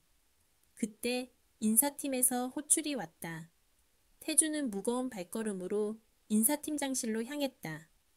인사팀장은 심각한 표정으로 모니터를 가리켰다. 강 팀장, 이게 사실인가? 오대리와 부적절한 관계라는 게? 태주는 입술을 깨물었다. 부적절한 관계 아닙니다. 우리는 그는 부부입니다. 라고 말하려다 멈췄다. 게시글에는 입사비리 의혹까지 포함되어 있었다.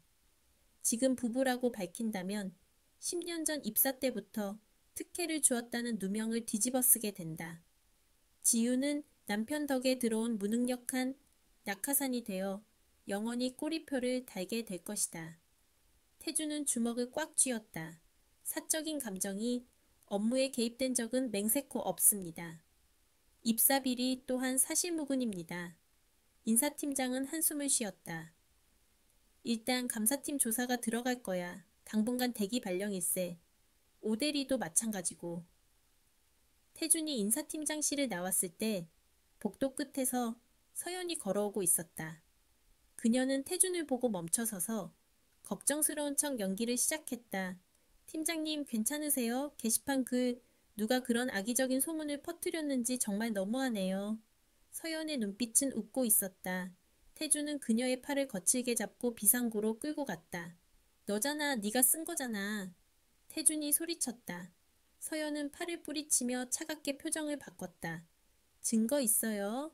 팀장님이 제일 좋아하는 게 증거잖아요. 데이터로 가져오세요. 그녀는 태준에게 한 발짝 다가섰다. 그리고 설사 제가 썼다 한들 그게 왜요? 10년 전 팀장님은 증거도 조작해서 나를 매장했잖아요. 나는 적어도 없는 사실을 쓰진 않았어요. 두 사람 부적절하게 숨기고 속여온 건 맞잖아요? 태주는 말문이 막혔다. 과거의 업보가 부메랑이 되어 목을 겨누고 있었다. 원하는 게 뭐야? 나를 파멸시키는 거? 서연은 고개를 저었다. 아니요. 파멸은 너무 시시하죠. 저는 팀장님이 스스로 무너지는 걸 보고 싶어요. 사랑하는 여자를 지키기 위해 발버둥 치다가 결국 그 여자가 팀장님을 증오하게 되는 꼴을요. 서연은 비릿한 미소를 남기고 비상구를 나갔다. 같은 시각 호텔방에 틀어박혀 있던 지우는 친구에게서 온 문자를 보고 게시판을 확인했다. 그녀는 화면 속의 글자들을 읽어 내려가며 숨을 쉴 수가 없었다. 세상은 그녀를 유능한 상사를 꼬여내어 자리를 보전하는 꽃뱀 취급하고 있었다. 그녀가 밤을 새워 만든 기획안들, 노력했던 모든 순간들이 몸 로비라는 단어 하나로 매도당했다. 아니야, 아니라고. 지우는 휴대폰을 집어 던졌다. 그녀는 무릎을 꿇고 오열했다. 차라리 태준이 미웠을 때는 분노라도 할 수 있었다. 하지만 지금은 수치심이 그녀를 집어삼켰다. 그녀는 자신이 태준의 옆에 있는 한 결코 온전한 오지유로 인정받을 수 없음을 뼈저리게 깨달았다. 그녀의 존재 자체가 태준에게는 약점이자 비리의 증거가 되어버린 것이다. 그녀는 떨리는 손으로 가방에서 신경안정제를 꺼내 먹었다. 약 기운이 돌아도 심장의 통증은 가라앉지 않았다. 그녀는 결단을 내려야 했다. 더 이상 이렇게 살 수는 없었다. 저녁 무렵 태주는 지우가 있는 호텔로 찾아왔다. 그는 지우가 어디 있는지 알 수 있었다. 그녀가 힘들 때마다 찾던 도시 외곽의 조용한 비즈니스 호텔. 태준이 문을 두드리자 한참 만에 문이 열렸다. 지우는 짐을 싸고 있었다. 지우야. 태준이 안으로 들어서며 불렀다. 지우는 그를 쳐다보지도 않고 옷을 가방에 넣었다. 나가요. 할 말 없으니까. 오해를 풀어야 해. 회사에 가서 사실대로 말하자. 우리 부부라고. 10년차 부부고 입사 비리 같은 건 없었다고 밝히면 돼. 태준은 다급하게 말했다. 지우가 하던 일을 멈추고 태준을 바라봤다. 그녀의 눈은 텅 비어 있었다. 부부라고 밝히면 그럼 사람들이 아, 그렇구나 하고 사과할까? 지우가 헛웃음을 지었다. 아니, 그들은 이렇게 말할 거야. 역시 남편이 뒤 봐준 게 맞네. 남편 믿고 회사 다녔구나. 부부가 쌍으로 회사를 기만했네. 당신도 알잖아. 태주는 아무 말도 할 수 없었다. 그녀의 말이 맞았다. 지금 진실을 밝히는 것은 불에 기름을 붓는 격이었다. 서연이 노린 것이 바로 이 진퇴양난의 상황이었다. 태준 씨, 지유가 조용히 불렀다. 우리 이혼해요. 태준의 세상이 멈췄다. 뭐? 무슨 소리야? 지금 힘들어서 그런 빈말 하지 마. 빈말 아니에요. 이게 유일한 해결책이에요.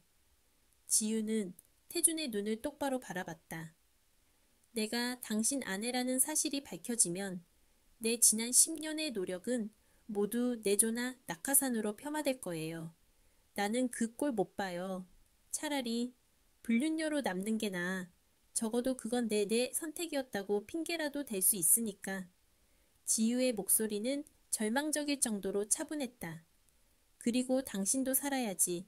당신이 그토록 지키고 싶어 했던 당신의 자리, 당신의 명예. 이혼하면 당신은 가정 있는 남자의 실수 정도로 끝날 수 있어. 나만 사라지면 돼. 태주는 무너져 내렸다. 그는 무릎을 꿇고 지유의 손을 잡았다. 이 안 돼, 절대 안 돼. 내가 다 해결할게. 내가 옷 벗을게. 회사를 그만둘게. 그러니까 제발. 이미 늦었어요. 지유는 손을 뺐다. 당신이 10년 전 서연 씨에게 했던 짓을 알게 된 순간부터 내 마음은 이미 끝났어요. 당신은 나를 사랑한 게 아니야. 당신은 당신의 완벽한 세상을 사랑했고 나는 그 세상의 장식품이었을 뿐이야. 지우는 캐리어를 끌고 문 쪽으로 향했다. 내일 변호사 통해서 서류 보낼게요. 합의해줘요. 마지막으로 부탁할게요. 태주는 바닥에 주저앉은 채 그녀를 잡지 못했다. 그의 머릿속에는 10년 전 어린 지우에게 내가 너를 지켜줄게. 우리 비밀로 하자. 라고 속삭이던 자신의 모습이 스쳐 지나갔다. 그 약속이, 그 비밀이 결국 칼이 되어 그녀를 찔렀다. 문이 닫히는 소리가 들렸다. 쾅. 그 소리는 태준의 인생에서 가장 소중한 것이 끊어지는 소리였다. 그는 텅 빈 호텔방에서 짐승처럼 울부짖었다. 하지만 그의 울음소리는 방음벽에 막혀 밖으로 새어나가지 못했다. 마치 그가 갇혀버린 비밀의 감옥처럼. 호텔 로비를 빠져나온 지우는 택시에 올라탔다. 어디로 모실까요? 기사가 물었다. 지우는 창밖을 바라보며 대답했다. 아무데나 가주세요. 최대한 멀리. 택시가 출발하자 지우는 참았던 눈물을 터뜨렸다. 그녀는 태준을 사랑했다. 여전히 사랑했다. 그래서 떠나야 했다. 자신이 옆에 있으면 태준은 계속해서 거짓말을 해야 하고 무너질 것이기 때문이다. 그리고 그녀 자신도 더 이상 비참해지고 싶지 않았다. 그때 그녀의 휴대폰이 울렸다. 모르는 번호였다. 지우는 받지 않으려다. 혹시나 하는 마음에 통화 버튼을 눌렀다. 여보세요? 수화기 너머에서 익숙하고도 소름 끼치는 목소리가 들려왔다. 오지유 대리님, 저 한서연입니다.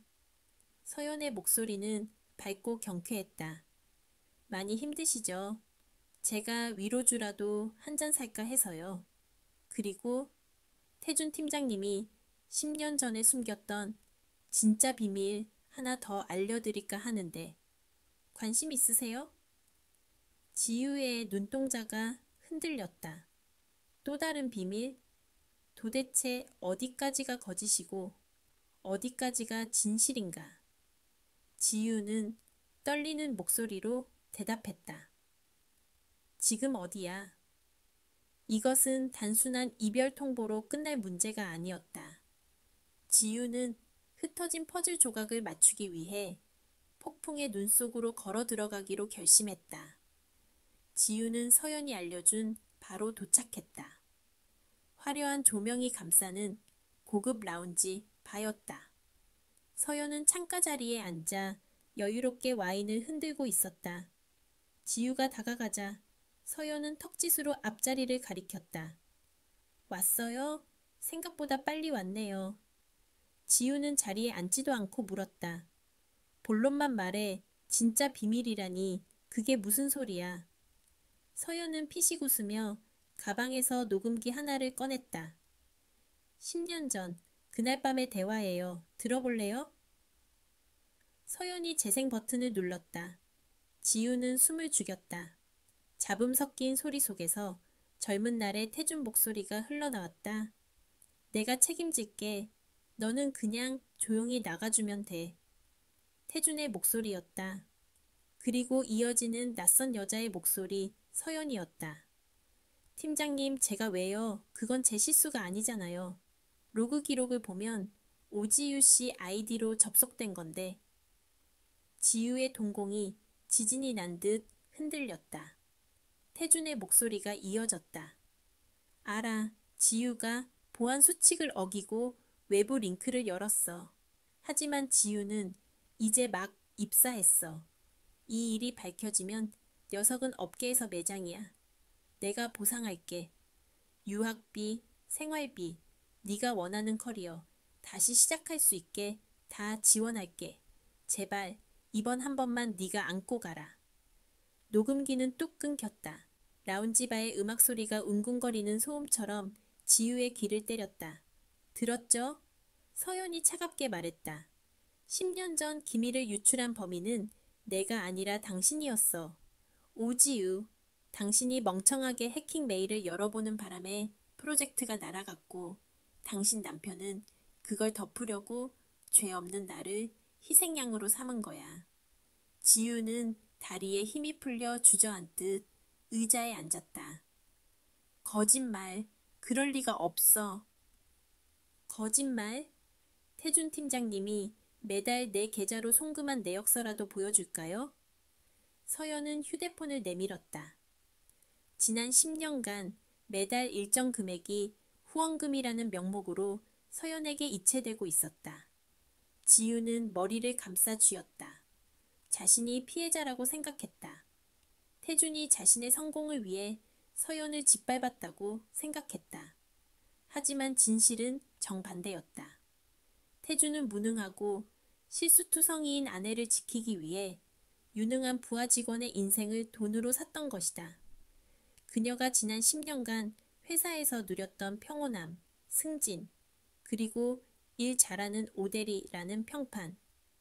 그 모든 것이 서연의 희생과 태준의 더러운 거래 위에 세워진 사상 누각이었다.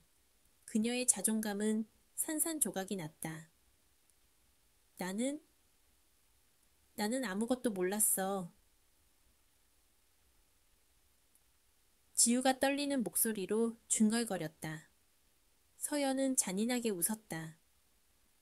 무지는 죄가 아니라고요? 아니, 당신의 그 순진한 무지가 내 이때를 지옥으로 만들었어. 당신이 남편 품에서 행복해하는 동안 나는 낯선 외국 땅에서 억울함에 매일 밤을 울었어. 그때 라운지바 입구에서 소란이 일었다. 태준이 거친 숨을 몰아쉬며 뛰어들어왔다. 그는 지우를 발견하고 달려왔다. 지우야, 듣지마. 한서연, 그 입 다물어. 태준은 땀으로 흠뻑 젖어 있었다. 지우는 천천히 고개를 들어 태준을 바라봤다. 예전에 사랑 가득했던 눈빛은 없었다. 그곳엔 경멸보다 더 깊은 자기 혐오와 절망만이 가득했다. 태준 씨. 지우의 목소리는 유령처럼 건조했다. 사실이야? 내가 범인이었어? 태준은 멈칫했다. 그의 눈빛이 흔들렸다. 지우야, 그건 네 잘못이 아니었어. 해킹이었고 너는 몰랐잖아. 나는 그냥 너를 지키고 싶었어. 그래서 죄 없는 사람을 죄인으로 만들었어? 지우가 소리쳤다. 그녀의 눈에서 뜨거운 눈물이 쏟아졌다. 나를 지킨 게 아니야. 당신은 나를 살인자로 만들었어. 차라리 그때 내가 잘리고 욕을 먹는 게 나았어. 어떻게 나를 이렇게 비참하게 만들어? 태주는 지우의 손을 잡으려 했지만 지우는 소스라치게 놀라며 피했다. 만지지 마. 당신 손도 내 손도 너무 더러워. 지우는 서연을 바라봤다. 미안해요. 정말 미안해요. 하지만 사과로 돌릴 수 없는 시간이라는 거 알아요. 지우는 비틀거 하며 일어섰다. 당신이 원했던 복수가 이거라면 성공했어. 나는 이제 완전히 무너졌으니까. 지우는 가방을 챙기지도 못한 채 도망치듯 라운지 바를 빠져나갔다. 태준이 뒤따라가려 했지만 서연이 그의 앞을 가로막았다. 놔두세요. 지금 따라가면 오지유 씨 죽어버릴지도 몰라요. 서연의 말에 태준은 얼어붙었다. 서연은 태준을 올려다보며 속삭였다. 팀장님, 이제 알겠어요? 비밀은 지키는 게 아니라 결국 터지기 위해 존재하는 거라는 걸. 태준은 서연을 밀치고 밖으로 뛰쳐나갔다. 하지만 거리는 이미 어둠에 잠겨 있었고 지우의 모습은 어디에도 없었다. 비가 내리기 시작했다. 태준은 빗속에 서서 미친 사람처럼 지우의 이름을 불렀다. 지우야, 지우야, 제발. 하지만 대답 없는 빗소리만이 그의 목소리를 삼켰다. 그는 10년 전 자신의 선택이 최선이라고 믿었다. 사랑하는 여자를 상처 입히지 않으려는 그 선택이 결국 그녀에게 가장 씻을 수 없는 상처를 입히고 말았다. 그는 바닥에 주저앉아 오열했다. 그의 완벽했던 커리어, 철저했던 자기관리, 그리고 목숨보다 사랑했던 아내. 모든 것이 빗물에 씻겨 내려가고 있었다. 지우는 빗속을 걷고 있었다. 우산도 없이, 목적지도 없이 빗물이 눈물과 섞여 흘러내렸다. 그녀는 자신의 손을 내려다보았다. 열심히 일해서 성과를 냈다고 믿었던 그 손. 하지만 그 손은 사실 타인의 피눈물로 얼룩져 있었다. 그녀는 더 이상 회사로 돌아갈 수 없었다. 아니, 태준의 곁으로도 자신의 삶으로도 돌아갈 수 없었다. 그녀는 휴대폰을 꺼내 전원을 껐다. 그리고 강물처럼 흐르는 도로의 불빛 속으로 자신의 존재를 지우듯 사라져갔다. 그날 밤 산의 익명 게시판에는 또 하나의 글이 올라왔다. 이번에는 익명이 아니었다. 작성자 오지유. 제목 모든 진실을 밝히고 떠납니다. 내용은 짧았다. 10년 전 기밀 유출 사건의 진범은 저 오지유입니다. 강태준 팀장은 저를 보호하기 위해 무리한 선택을 했고 한서연 씨는 억울한 피해자입니다. 저는 제 무능함과 죄를 인정하고 회사와 가정, 모든 것에서 물러나겠습니다. 죄송합니다. 그 글은 순식간에 퍼져나갔다. 태준은 휴대폰 화면을 보며 절규했다. 그녀는 마지막 순간까지 태준이 뒤집었었던 오명을 벗겨주기 위해 자신의 모든 것을 내던지고 사라진 것이다. 이것은 그녀가 할 수 있는 가장 슬프고 처절한 사랑의 방식이었다. 화면이 꺼지고 태준의 세상도 암전되었다. 폭풍이 휩쓸고 지나간 자리는 고요했다. 하지만 그 고요함은 평화가 아니라 폐허가 주는 적막이었다. 지우가 올린 게시글은 회사 전체를 뒤흔들었다. 출근 시간, 사무실 공기는 납덩이처럼 무거웠다. 직원들은 삼삼오오 모여 속삭이다가도 문이 열리는 소리가 나면 화들짝 놀라 흩어졌다. 태준이 사무실에 들어섰다. 그는 며칠 사이에 10년은 늙어 보였다. 깔끔하게 빗어 넘겼던 머리는 푸석했고 다려 입은 슈트 대신 구겨진 셔츠 차림이었다. 하지만 그의 눈빛만은 이상할 정도로 차분했다. 그는 자신의 자리에 앉아 컴퓨터를 켜는 대신 책상 서랍을 열었다. 그리고 미리 준비해둔 흰 봉투를 꺼냈다. 사직서. 태준은 사직서를 들고 본부장실로 향했다. 비서가 그를 말릴 새도 없이 문을 열었다. 본부장은 난처한 얼굴로 전화를 받고 있다가 태준을 보고 황급히 끊었다. 강 팀장, 자네 이게 무슨... 게시판 글 사실이야. 오대리가 범인이고 자네가 덮어 씌웠다는 게? 본부장이 소리쳤다. 태주는 사직서를 책상 위에 올려놓았다. 모두 사실입니다. 10년 전 오지유 사원의 실수를 덮기 위해 제가 데이터를 조작했고 한서연 씨에게 누명을 씌워 해고를 유도했습니다. 태준의 목소리는 담담했다. 하지만 오지유 대리는 아무것도 몰랐습니다. 제가 철저히 속였습니다. 그녀는 어제야 모든 사실을 알았습니다. 모든 책임은 저에게 있습니다. 본부장은 기가 막힌 듯 혀를 찼다. 자네 미쳤나? 그깟 사랑 노름 때문에 회사를 기만해? 자네 커리어는 이제 끝이야. 업계에서 매장당할 거라고. 태주는 고개를 숙였다. 달게 받겠습니다. 다만 오지우 씨에 대한 법적 처벌이나 손해배상은 제가 전적으로 감당하겠습니다.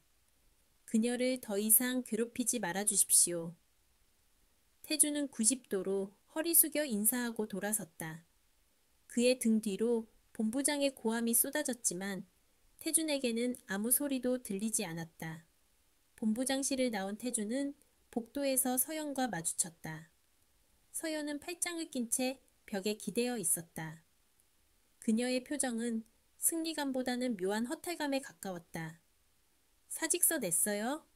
서연이 물었다. 태주는 멈춰서서 그녀를 바라봤다.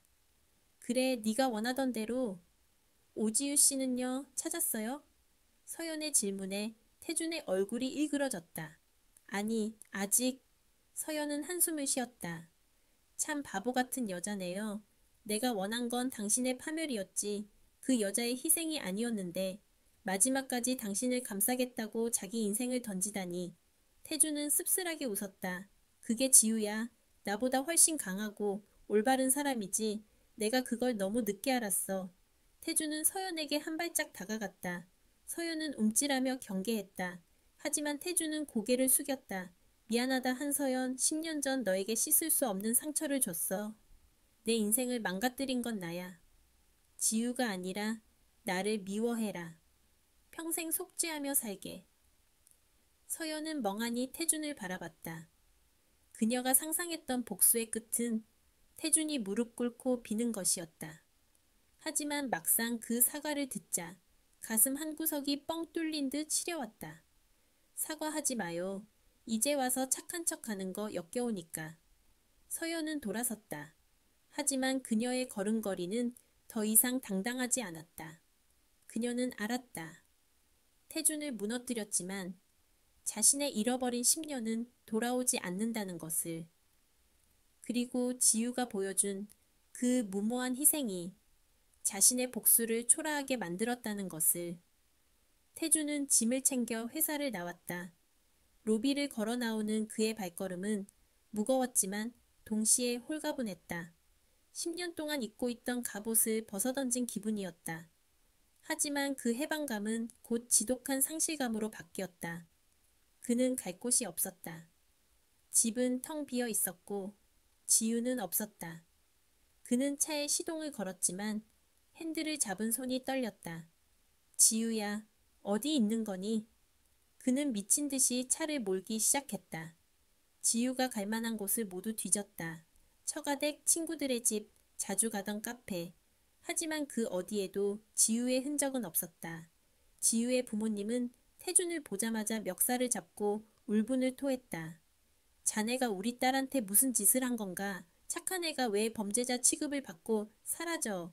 태준은 아무런 변명도 하지 못한 채 죄송하다는 말만 반복했다. 며칠이 지났다. 태준은 페인처럼 변해갔다. 수염은 덥수룩하게 자랐고 술 없이는 잠들지 못했다. 그는 텅 빈 거실 소파에 누워 지우가 남기고 간 물건들을 바라봤다. 화장대 위에 놓인 립스틱, 욕실에 걸린 칫솔, 냉장고에 붙어있는 저녁은 찌개 데워 먹어라는 메모.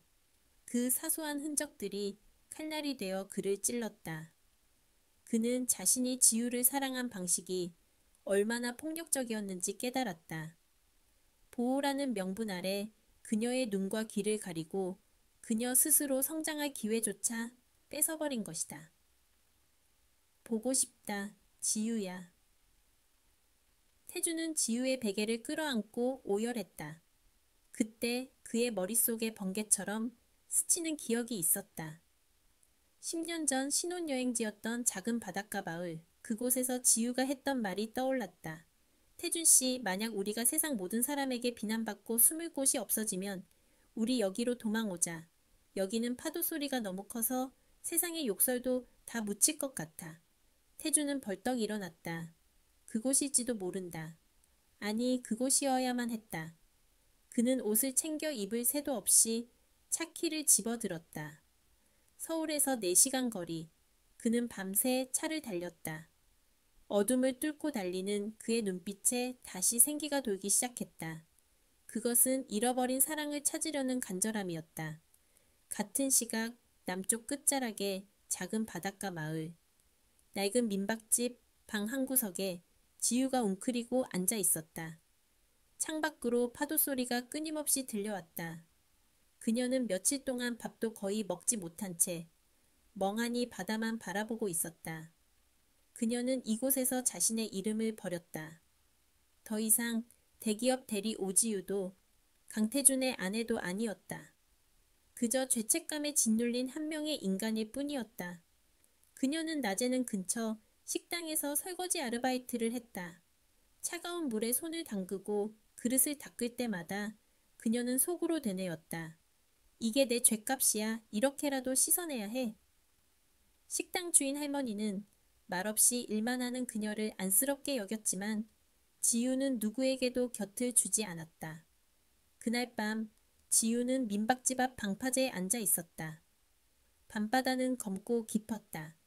그녀는 문득 저 바닷속으로 걸어 들어가면 모든 고통이 끝날까 생각했다. 태준이 보고 싶었다. 사무치게 그리웠다. 하지만 동시에 그가 너무나 미웠고 또 미안했다. 자신 때문에 모든 것을 잃었을 태준. 그를 생각하면 가슴이 난도질당하는 것 같았다. 우린 만나지 말았어야 했을까? 지우는 밤하늘을 올려다보며 혼잣말을 했다. 별들이 차갑게 빛나고 있었다. 그때 등 뒤에서 거친 엔진 소리가 들려왔다. 마을 입구로 들어오는 자동차 헤드라이트 불빛이 방파제를 비춰왔다.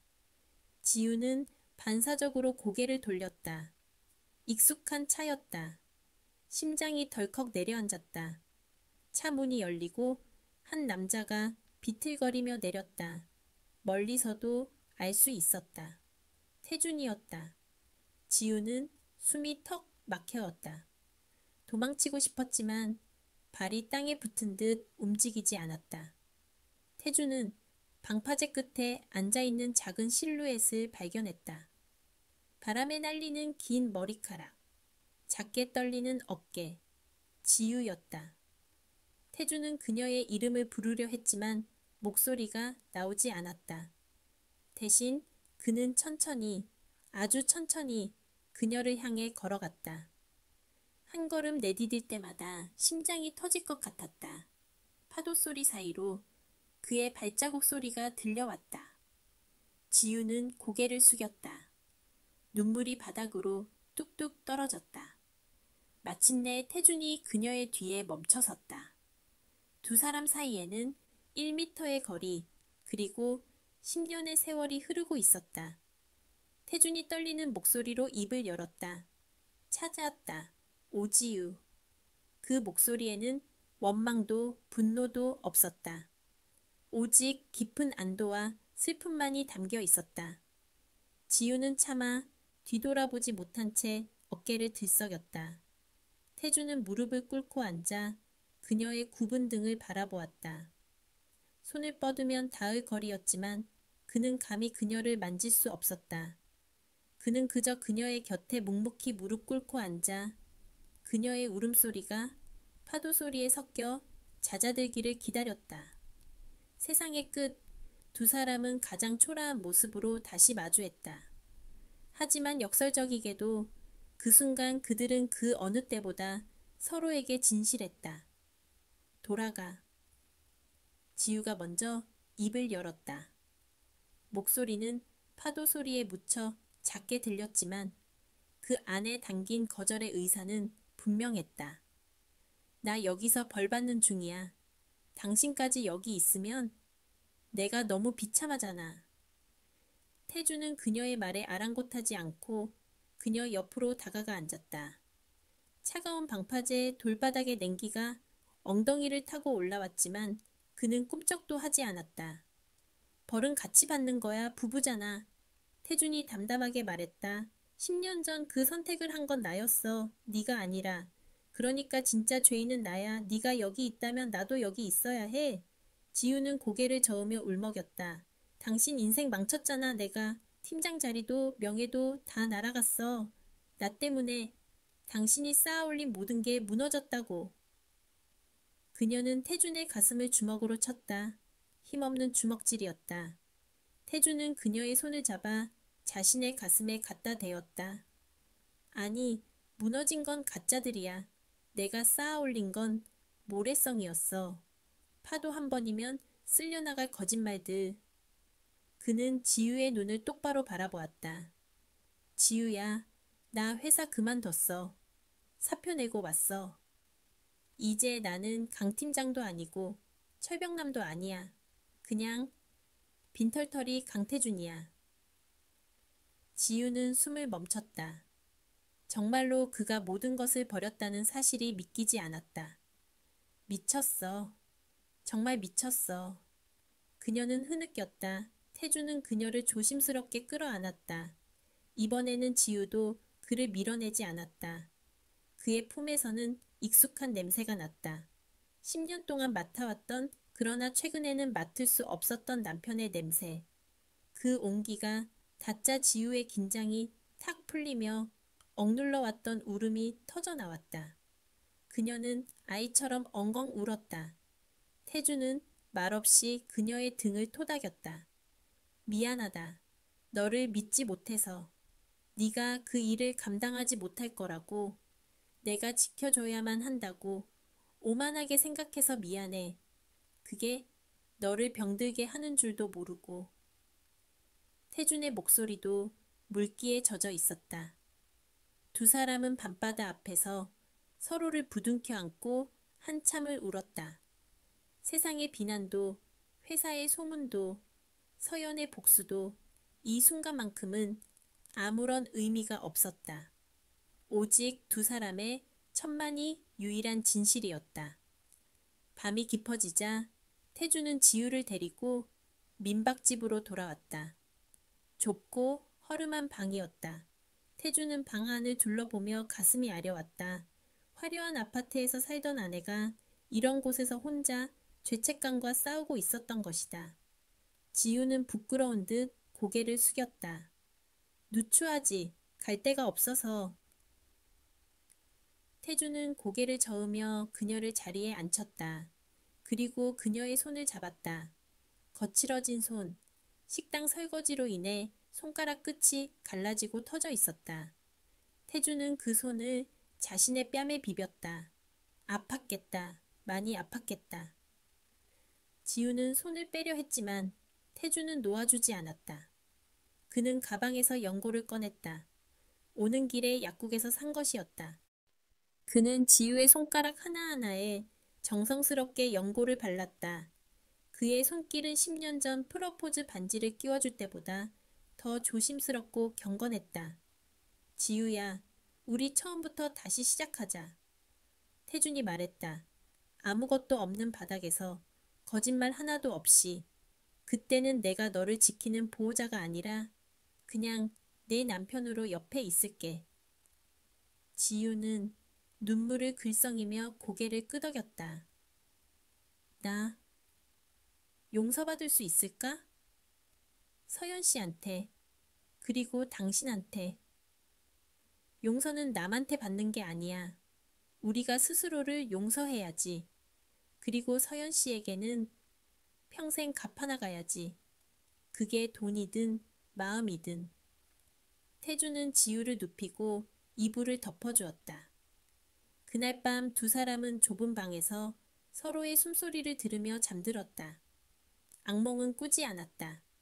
다음 날 아침 태주는 일찍 눈을 떴다. 창밖으로 붉은 해가 떠오르고 있었다. 그는 조용히 밖으로 나가 근처 시장에서 아침거리를 사왔다. 지유가 눈을 떴을 때 밥 짓는 냄새가 방 안에 가득했다. 일어났어? 태준이 쑥스러운 듯 웃으며 앞치마를 두르고 있었다. 그 모습이 너무나 낯설고도 따뜻해서 지유는 꿈을 꾸는 것만 같았다. 두 사람은 작은 상을 펴고 마주 앉아 밥을 먹었다. 반찬은 김치와 계란말이뿐이었지만 그 어떤 고급 레스토랑의 음식보다 맛있었다. 맛있다. 지유가 작게 말했다. 태주는 밥 위에 계란말이를 올려주었다. 많이 먹어? 살이 너무 빠졌어. 식사를 마친 후 두 사람은 바닷가를 걸었다. 태주는 양복 대신 편한 트레이닝복을, 지유는 늘어진 티셔츠를 입고 있었다. 누가 봐도 볼품없는 행색이었지만 그들은 서로의 손을 꼭 잡고 있었다. 앞으로 뭐 해먹고 살지? 태준이 농담처럼 물었다. 지유는 피식 웃었다. 글쎄, 설거지는 이제 지겨운데. 내가 할게, 설거지. 나는 힘쓰는 거 잘하잖아. 태준이 팔을 걷어붙이며 너스레를 떨었다. 두 사람은 소리내어 웃었다. 웃음소리가 파도 소리와 섞여 퍼져나갔다. 얼마 만에 웃어보는 건지 기억조차 나지 않았다. 그때 태준의 휴대폰이 울렸다. 모르는 번호였다. 태준은 잠시 망설이다 전화를 받았다. 여보세요. 수화기 너머에서 들려온 목소리는 서연이었다. 태준의 표정이 굳어졌다. 지유도 긴장한 듯 태준의 팔을 잡았다. 한서연 씨. 태준이 불렀다. 서연은 잠시 침묵하다가 입을 열었다. 목소리는 차분했지만 어딘가 지쳐 보였다. 오지유 씨랑 같이 있나요? 그래, 같이 있어. 다행이네요. 죽지 않아서. 서연은 씁쓸하게 웃는 듯 했다. 팀장님, 아니 강태준 씨. 오지유 씨가 올린 글 봤어요. 그리고 회사에서 내린 징계 결정도 들었고요. 당신들 정말 끝까지 바보 같더군요. 그냥 잡아떼면 그만인 것을. 태준은 대답하지 않았다. 서연이 말을 이었다. 감사팀에서 연락 왔었어요. 10년 전 사건 재조사 하겠다고. 제가 증거만 제출하면 당신들 형사 고발까지 당할 수 있어요. 알고 있죠? 태준은 마른 침을 삼켰다. 알고 있어. 처분 기다리는 중이야. 긴 정적이 흘렀다. 파도 소리만이 수화기를 채웠다. 이윽고 서연이 말했다. 안 할래요. 뭐? 고발 안 한다고요. 재조사도 협조 안 할 거예요. 그냥 10년 전 그 일은 업무상 과실이었다고, 내가 부족해서 생긴 일이었다고 진술할 거예요. 태주는 믿을 수 없다는 듯 물었다. 왜? 넌 복수를 원했잖아. 복수요? 했잖아요. 당신들 인생 바닥치게 만들었으니까. 서연의 목소리가 조금 떨렸다. 그런데 이상하죠. 당신들이 무너지는 걸 보면 시원할 줄 알았는데 오지유 씨가 쓴 그 바보 같은 사과문을 보고 나니까 그냥 기운이 빠지더라고요. 그리고 깨달았어요. 내가 미워했던 건 당신들이 아니라 10년 전 아무것도 못하고 당하기만 했던 나 자신이었다는 걸. 서연은 깊게 숨을 내쉬었다. 이제 그만 미워하고 싶어요. 내 20대를 당신들 증오하는데 다 썼잖아요. 30대까지 그러고 싶진 않아요. 그러니까 이걸로 끝내요. 대신 다시는 내 눈에 띄지 마요. 행복하지도 말고 불행하지도 말고 그냥 죽은 듯이 조용히 살아요. 전화가 끊겼다. 뚝뚝뚝. 태주는 멍하니 휴대폰을 내려다보았다. 지유가 걱정스러운 눈빛으로 물었다. 뭐래요? 서연 씨가. 태주는 지유를 바라보았다. 그의 눈에 눈물이 고였다. 용서해준대. 아니, 그냥 놓아주겠대. 태주는 지유에게 서연과의 통화 내용을 전해주었다. 지유는 그 자리에 주저앉아 펑펑 울었다. 그것은 안도감의 눈물이기도 했지만 서연에 대한 미안함과 고마움이 뒤섞인 참회의 눈물이었다. 서연은 그들에게 마지막 자비를 베푼 것이다. 더 이상 과거에 얽매이지 말고 죗값을 치르며 살아가라는 무언의 메시지였다. 태주는 지우의 어깨를 감싸 안았다. 들었지? 우리 다시 살 수 있어. 화려하지 않아도 떳떳하게는 못 살아도 그래도 살 수는 있어. 바람이 불어와 두 사람의 머리카락을 헝클어뜨렸다. 태주는 바다를 향해 소리쳤다. 고맙다, 한서연. 미안하다. 정말 미안하다. 그의 외침은 바다 멀리 퍼져나갔다. 지우도 일어나 바다를 향해 고개를 숙였다. 깊고 깊은 사죄였다. 두 사람은 한참 동안 바다를 바라보았다. 거친 파도가 지나간 자리에 하얀 거품이 남듯 그들의 격정적인 삶에도 이제 잔잔한 여운만이 남았다. 태준이 지우의 손을 잡고 이끌었다. 가자, 배고프다. 방금 먹었잖아. 지우가 웃으며 눈물을 닦았다. 마음이 놓이니까 배가 고프네.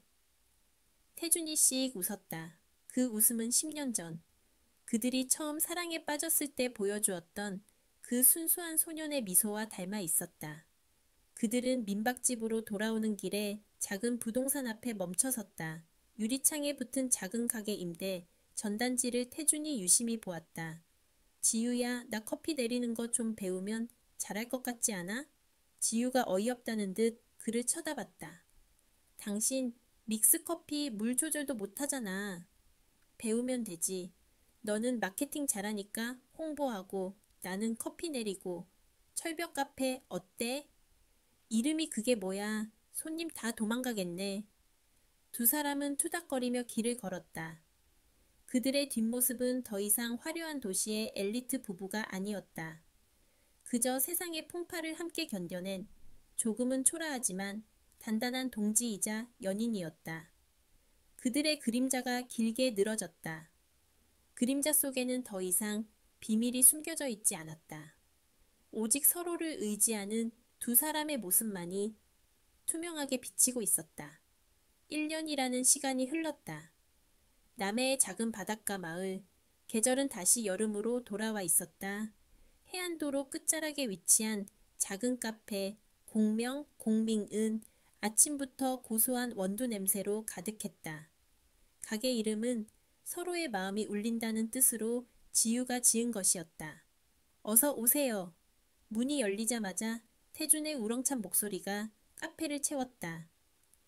예전에 날카롭고 서늘했던 철벽 팀장의 모습은 온데간데 없었다.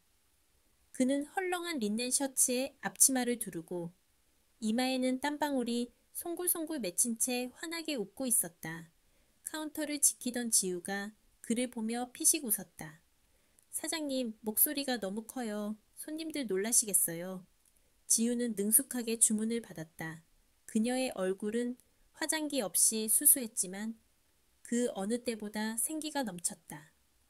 햇볕에 그을린 피부는 건강하게 빛났고 눈빛에는 더 이상 불안이나 눈치가 없었다. 태주는 열심히 커피 머신을 조작했다. 처음 이곳에 내려왔을 때 그는 믹스커피 물 조절도 못하는 젬병이었다. 하지만 지난 1년 동안 그는 미친 듯이 커피를 연구했다. 마치 10년 전 프로젝트에 매달리듯 원두의 온도와 분쇄도에 집착했다. 그 결과 이제는 마을 사람들과 관광객들 사이에서 커피 맛있는 집으로 꽤 입소문이 났다. 여기 아이스 아메리카노 2잔 나왔습니다. 태준이 쟁반을 들고 직접 테이블로 나갔다. 손님은 젊은 커플이었다. 여자가 태준을 보며 속삭였다. 자기야, 여기 사장님 되게 잘생기지 않았어? 배우 누구 닮은 것 같은데. 남자가 질투하듯 말했다. 에이, 늑수그레한데 뭘. 태준은 그 말을 듣고도 기분 나빠하기는커녕 호탕하게 웃었다. 하하, 손님 눈이 정확하시네요. 제가 한때는 서울에서 좀 날렸는데 이제는 그냥 시골 바리스타입니다. 그가 너스레를 떨자 커플도 따라 웃었다. 카운터에서 지유가 고개를 절레절레 흔들었다.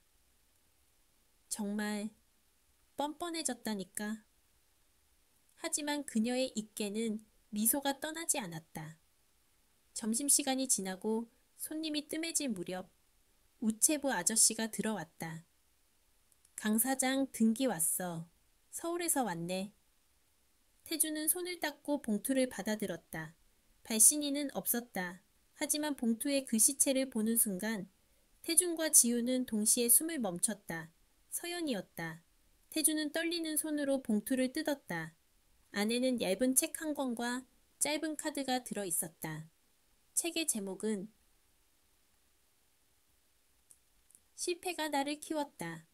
스타트업 CEO 한서연의 에세이 였다. 서연은 그동안 자신의 회사를 차려 승승장구하고 있었다. 뉴스에서 그녀의 성공 소식을 스치듯 본 적은 있었지만 이렇게 직접 연락이 올 줄은 몰랐다. 태주는 카드를 펼쳤다. 책이 나왔어요. 출판사에서 지인들에게 보내라는데 딱히 보낼 곳이 없어서 보냅니다. 제 성공의 8알은 당신들이 준 분노였으니 저작권료 일부는 당신들에게 있다고 쳐도 되겠죠? 커피 맛있다는 소문 들었어요. 언젠가 한번 가서 공짜 커피 마실 테니 준비해둬요. 에잇! 지우는 책 표지에 서연 사진을 어루만졌다. 사진 속 서연은 당당하고 아름다웠다. 다행이다. 정말 다행이다. 지우의 눈시울이 붉어졌다. 그들은 서연에게 평생 갚을 수 없는 빚을 졌다고 생각했다. 하지만 서연은 그 빚을 자신의 힘으로 성공이라는 이름으로 털어버린 것이다. 태주는 지우의 어깨를 감싸 안았다. 우리 커피 연습 더 해야겠다. 서연 씨 입맛 까다롭잖아. 그러게 맛없다고 소문내면 큰일인데. 두 사람은 마주보고 웃었다. 그 웃음 속에는 지난 10년의 묵은 죄책감이 햇살에 증발하듯 사라지는 가벼움이 있었다. 용서는 말로 하는 것이 아니라 각자의 삶을 잘 살아내는 것으로 완성된다는 것을 그들은 깨닫고 있었다. 저녁이 되고 카페 문을 닫은 후 두 사람은 가게 앞 테라스에 앉았다. 바다 너머로 붉은 노을이 지고 있었다. 태주는 맥주 2캔을 가져와 하나를 지유에게 건넸다. 오늘 매출 꽤 괜찮았어. 이대로라면 다음 달엔 에어컨 바꿀 수 있겠는데? 태준이 신난 아이처럼 말했다. 지우는 맥주를 한 모금 마시고 바다를 바라봤다. 태준 씨, 후회 안 해? 뭘? 서울 생활, 그 화려했던 자리, 높은 연봉, 사람들이 우러러보던 시선들. 여기서는 하루 종일 서서 일하고 손님들 비위 맞추고 가끔은 그때가 그립지 않아? 지우의 질문에 태주는 잠시 생각에 잠겼다. 파도 소리가 정적을 채웠다. 태주는 캔을 만지작거리며 입을 열었다. 솔직히 처음엔 미칠 것 같았어. 내가 왜 여기서 이러고 있나, 내 인생은 실패한 건가 싶어서. 그는 지우를 바라봤다. 그런데 말이야, 지우야. 그때는 내가 강 팀장이라는 가면을 쓰고 살았어. 하루 종일 긴장하고 누구에게도 들키지 않으려고 연기하고 집에 와서도 너한테 내 진짜 모습을 보여주지 못했지. 그런데 지금은 그냥 강태준이야. 커피를 흘리면 닦으면 되고 실수를 하면 사과하면 돼. 그리고 무엇보다 태준은 지우의 손을 잡았다. 하루 종일 너를 볼 수 있잖아. 회사에서는 네가 옆에 있어도 없는 척해야 했어. 눈이 마주쳐도 피해야 했고 네가 힘들어도 안아줄 수 없었어. 그게 지옥이었어. 지금은 손님이 있든 없든 내가 원할 때 너를 보고 웃을 수 있어. 이게 천국이지 별거 있나. 지우는 태준의 진심 어린 고백에 가슴이 뭉클해졌다. 나도 그래. 예전에는 내가 당신의 그림자 같았어. 당신 뒤에 숨어서 당신이 빛날수록 나는 더 어두워지는 기분이었어.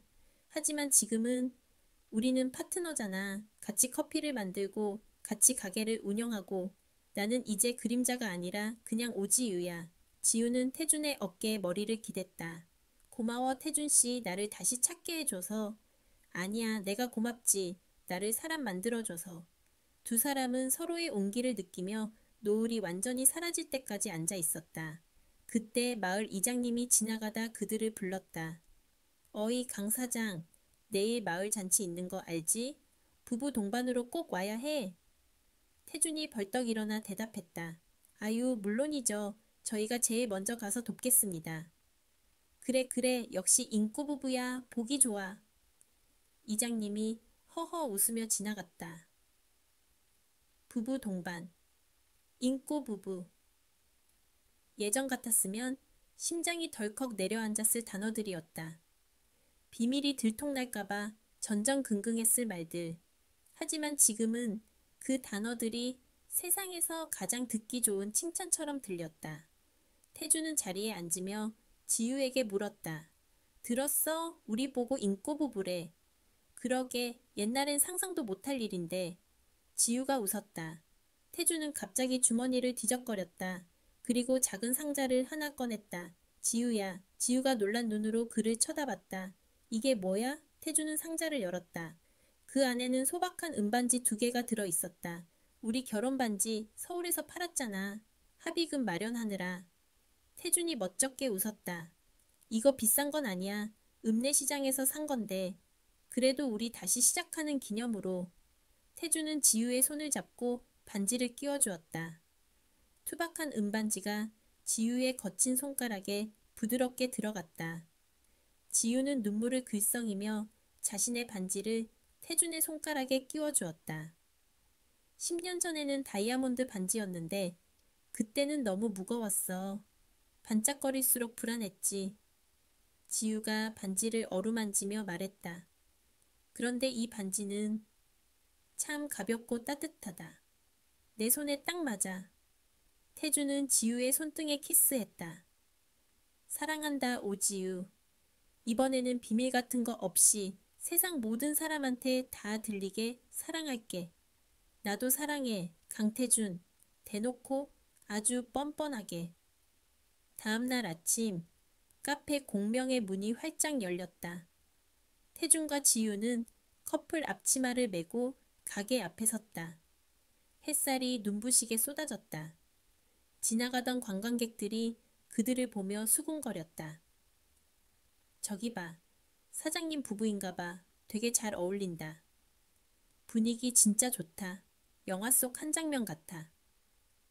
태주는 그 소리를 듣고 지유의 허리를 감싸 안았다. 그리고 보란듯이 지유의 볼에 입을 맞췄다. 지유는 깜짝 놀라면서도 환하게 웃으며 태준의 등을 찰싹 때렸다. 아이 참, 대낮에 남세스럽게. 뭐 어때? 내 아내인데. 태준이 큰 소리로 외쳤다. 카페 간판 위로 갈매기들이 날아올랐다. 그들은 더 이상 숨지 않았다. 세상과 단절된 비밀의 성에서 나와 세상 속으로 당당하게 걸어 들어왔다. 비록 가진 것은 줄어들었지만 그들의 세계는 그 어느 때보다 넓어졌다. 그들은 알게 되었다. 진짜 사랑은 둘만의 비밀 속에 갇혀 있는 것이 아니라 햇살 아래서 함께 늙어가는 것임을, 서로의 허물을 감추기 위해 거짓말을 하는 것이 아니라 서로의 부족함을 있는 그대로 인정하고 손을 잡는 것임을. 카페 유리창에 비친 두 사람의 모습은 더 이상 흐릿하지 않았다. 선명하고 투명하고 아름다웠다. 태준이 지유의 손을 잡고 속삭였다. 오늘 커피 내리기 딱 좋은 날씨네. 지유가 맞잡은 손에 힘을 주며 대답했다. 응, 그리고 사랑하기 딱 좋은 날씨야. 두 사람은 서로를 마주보며 웃었다. 그 미소는 영원히 지워지지 않을 그들의 진짜 해피엔딩이었다.